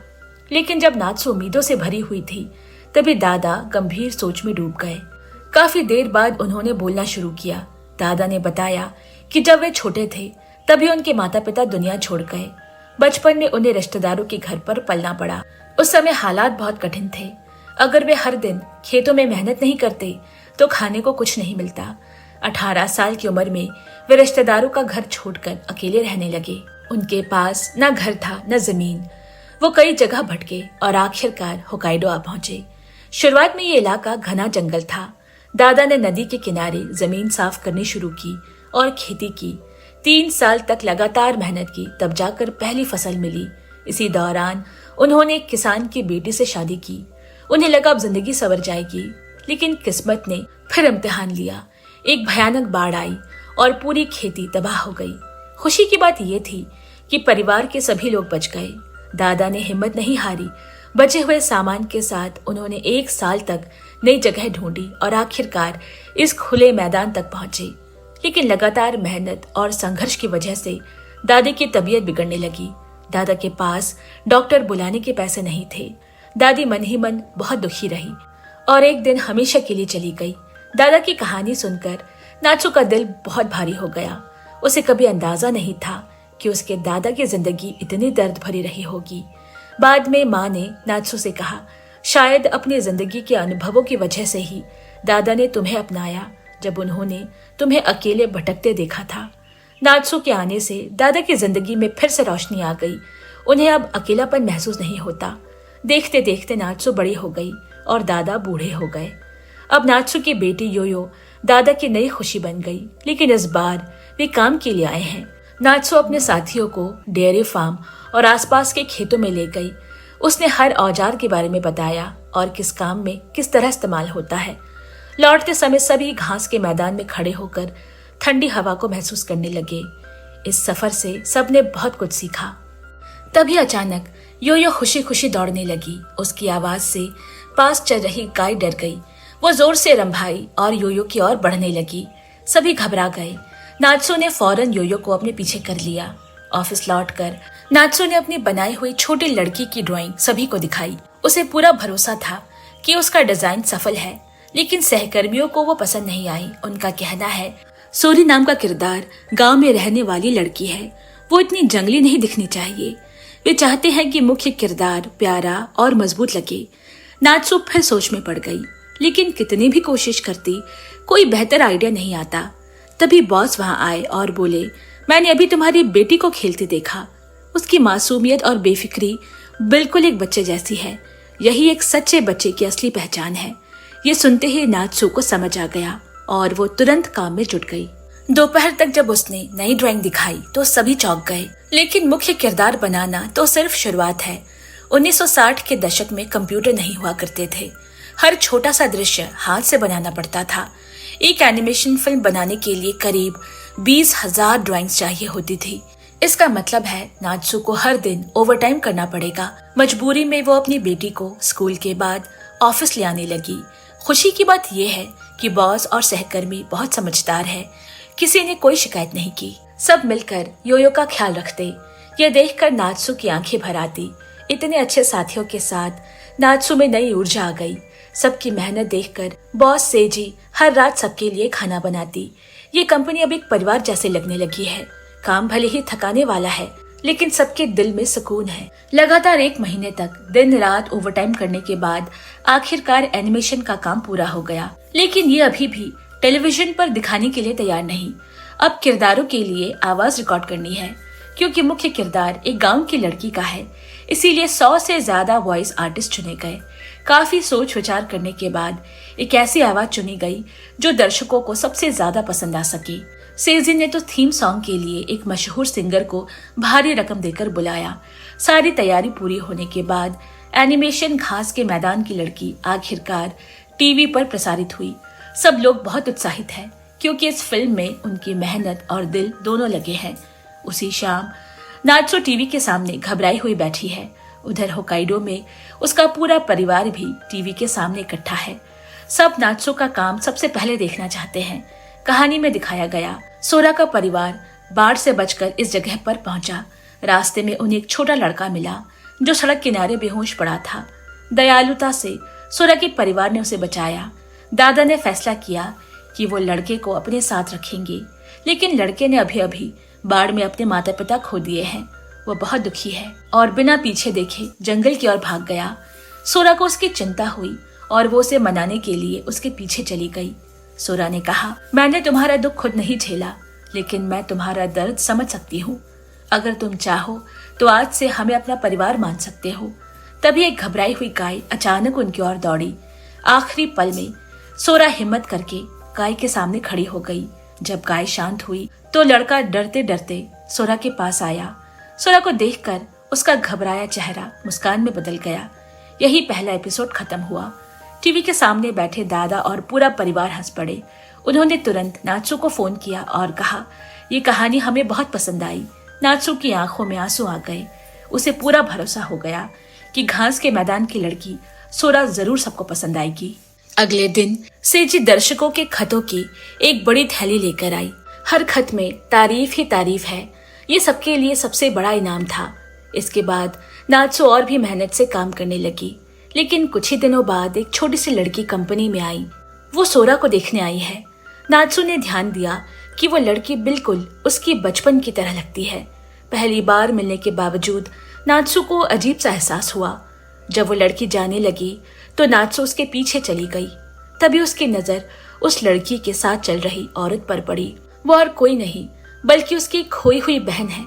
नात्सु ने घबराकर उसका नाम पुकारा। बहन ने पीछे मुड़कर देखा और हल्का सा सिर हिलाया, लेकिन कुछ कहा नहीं। बचपन में एक हादसे में माता पिता की मौत के बाद दोनों बहनें अलग हो गई थी। पिछले 10 सालों से नात्सु अपनी बहन को ढूंढ रही है। 1960 के दशक में लोगों का गायब हो जाना आम बात थी, और जब आज बहन उसके सामने खड़ी है तो नात्सु अपने आंसू रोक नहीं पाई। बहन ने अपने रेस्टोरेंट का पता दिया और जल्दी से चली गई। नात्सु काफी देर तक वहीं खड़ी रही। बाद में उसने अपने भाई को सब कुछ बताया। भाई और बहन दोनों ने तय किया कि वे जरूर जानेंगे बहन इतनी दूर क्यों हो गई। उधर बहन घर लौटी तो बेचैन है। उसने अपनी बेटी को बताया कि उसकी शादीशुदा जिंदगी ठीक नहीं चल रही। अगर हालात बिगड़े तो उसे एक घर छोड़ना पड़ सकता है, लेकिन वो अपनी बेटी को कभी नहीं छोड़ सकती। उसने बताया कि आज वो बेटी को नात्सु से मिलाने लाई थी, ताकि जरूरत पड़ने पर नात्सु से मदद ले सके। उनकी बहन को अभी शिकायत है कि भाई और बहन ने उसे ढूंढने की कोशिश नहीं की, लेकिन उसे नहीं पता कि नात्सु ने कभी हार नहीं मानी थी। बहुत समय बीत गया और कोई नई तस्वीर ना होने की वजह से वो उसे ढूंढ नहीं पाई। हाल ही में नात्सु की बहन ने टीवी पर एनिमेशन के क्रेडिट्स में नात्सु का नाम देखा। यहीं से फिर से मिलने की उम्मीद जागी। अगली सुबह नात्सु और उसका भाई बहन के रेस्टोरेंट पहुंचे। भाई ने एक ही नजर में पहचान लिया कि वो उसी की बहन है। बहन ने सामान्य आवाज में पूछा, क्या खाओगे?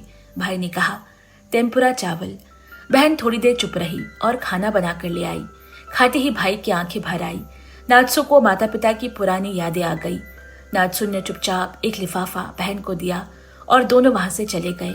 रात में बहन ने लिफाफा खोला। अंदर उसके पिता की पुरानी बनाई हुई एक ड्राइंग थी। तस्वीर देखते ही बहन फूट फूट कर रो पड़ी। उसे एहसास हुआ कि दुनिया में उसके अपने अब सिर्फ उसका भाई और बहन ही है। उसी पल बहन ने दिल में एक बड़ा फैसला ले लिया। वो अगले दिन सीधे नात्सु की कंपनी पहुंची। नात्सु ने उसे देखते ही समझ लिया कि कुछ ना कुछ गड़बड़ जरूर है। वो उसे सबसे पहले घर ले गई और अब बहन ने कुछ भी नहीं छुपाया। उसने अपने दिल में दबा हुआ सब कुछ नात्सु को बता दिया। बहन बोली, मुझे नहीं पता आगे मेरी जिंदगी कैसी होगी, लेकिन जब मैं अपने भाई बहन के बारे में सोचती हूँ तो अब और अकेले सहन नहीं कर पाती। ये कहते कहते उसकी आंखें आंसुओं से भर गई। हालांकि उसकी शादी खुशहाल नहीं, लेकिन नात्सु ने उसे फिर से अपनापन दिया। काफी देर की चुप्पी के बाद बहन ने वो सवाल किया जो बरसों उसके दिल में था, क्या हम अब भी परिवार बन सकते हैं? नात्सु ने बिना एक पल सोचे मजबूती से कहा, हाँ। उसी पल दोनों बहनों ने एक दूसरे को अपना लिया। अब वे खुलकर बहनों की तरह जी सकती है। बाद में बहन ने अपनी बेटी को बताया कि नात्सु उसकी मौसी है। नात्सु की बेटी जैसे पहले ही सब समझ चुकी थी। एनिमेशन को और असली बनाने के लिए नात्सु ने यहाँ तक किया कि किसी को बार बार साधारण अंडे तलने का डेमो करवाया। थोड़ा झंझट है, लेकिन काम के लिए जरूरी है। टेलीविजन स्टेशन लगातार स्क्रिप्ट के लिए दबाव बना रहा है। नात्सु को लगातार एक महीने तक ओवरटाइम करना पड़ता, फिर भी उसने कभी शिकायत नहीं की। उल्टा हर दिन उम्मीद से भरी रहती। उसे लगने लगा कि उसके सपने अब काफी करीब है, लेकिन किस्मत कभी कभी अजीब खेल खेलती है। एक दिन टीवी स्टेशन जाते वक्त एक सहकर्मी फिसलकर गिर पड़ा। कंपनी की कीमती ड्राइंग्स पानी में पूरी तरह भीग गई। खोलकर देखा तो वो सब बर्बाद हो चुका था। वो लगातार माफी मांग रहा है। नात्सु ने कुछ नहीं कहा, बस दांत भींचकर फैसला किया दोबारा बनाएगी। लेकिन एनिमेटर लिली हिम्मत हार गई। एक हफ्ते की मेहनत एक रात में दोहराना नामुमकिन लग रहा है। नात्सु ने मदद का हाथ बढ़ाया। ये देखकर बाकी सभी सहकर्मी भी अपना अपना काम छोड़कर साथ आ गए। अगर अगले दिन ड्राइंग्स नहीं दी गई तो टीवी स्टेशन साथ छोड़ सकता है। ये नई कंपनी के लिए बहुत बड़ा झटका होता। इसीलिए सभी रात भर काम में जुट गए। यहाँ तक कि बॉस सेजी भी साथ बैठ गई, क्योंकि ड्राइंग्स पहले एक बार बन चुकी थी, इसीलिए काम तेजी से हुआ। सुबह होते होते सब पूरा हो गया। उधर होकाइडो में नात्सु के माता पिता और दादा उसकी हालत सुनकर चिंतित हो गई। रोज ओवरटाइम, बच्चों की देखभाल, थकान, सब कुछ एक साथ करना पड़ता है। डर है कि कहीं नात्सु टूट न जाए। दादा ने फैसला किया कि उनकी बेटी यूरिको टोक्यो जाकर नात्सु की मदद करेगी। यूरिको खुशी खुशी मान गई। उसके बाद दादा अकेले गौशाला पहुंचे। 90 की उम्र में अब छड़ी के सहारे चलते हैं। गायों को काफी देर तक देखते रहे। उन्हें लगा जैसे 15 साल पहले की नात्सु उनके सामने खड़ी है। दादा कांपते हुए घुटनों के बल बैठ गए। बस नात्सु के थोड़ा और करीब होना चाहते हैं। शाम को दादा हमेशा की तरह टीवी के सामने बैठे, क्योंकि उसी समय नात्सु का एनिमेशन आता है। उसमें दिखा एक लड़का जो बड़े शहर में डॉक्टर बनना चाहता है। दादा की आंखें भर आई। वो दृश्य असल में उनका और नात्सु का था। उधर टीवी देखती नात्सु भी रो पड़ी। 10 साल पहले दादा ने ही उसे बड़े शहर जाने का हौसला दिया था। नात्सु ने तय किया कि गर्मियों में परिवार के साथ दादा से मिलने जाएगी, लेकिन उसे नहीं पता था कि ये सफर जिंदगी बदल देगा। होकाइडो पहुंचकर नात्सु ने दादा को थका हुआ देखा। खाना भी पूरा नहीं कर पाए। तब नात्सु को एहसास हुआ कि 90 साल की उम्र अब साफ दिख रही है। अगली सुबह दादा घास के मैदान में सूरज उगने का इंतजार कर रहे हैं। ये वही जमीन है जहां उन्होंने पूरी जिंदगी बिताई। हवा में उनकी टोपी उड़ गई। उन्होंने उसे उठाया नहीं, बस सब कुछ चुपचाप देखते रहे। रात को तेज बारिश हुई थी। बिजली चली गई। दूध का फार्म खतरे में है। दादा ने सबको काम पर लगा दिया। नात्सु भी बचपन की यादों से दूध दुहाने लगी। पूरी सुबह 20 गायों का दूध निकाला गया। फार्म बच गया। बाद में आरातों के खेत में आलू बेचने गए। काम करते करते दादा बोले, मेरे बाद दुखी मत होना, मेरी इच्छा इसी जमीन में रहेगी। नात्सु रो पड़ी। अचानक दादा थककर गिर पड़े। नात्सु भी उनके पास लेट गई। कहा, धीरे धीरे करेंगे, अभी समय है। कुछ दिन बाद धूप खिली। नात्सु अपने पति और बेटी के साथ घास के मैदान में चली।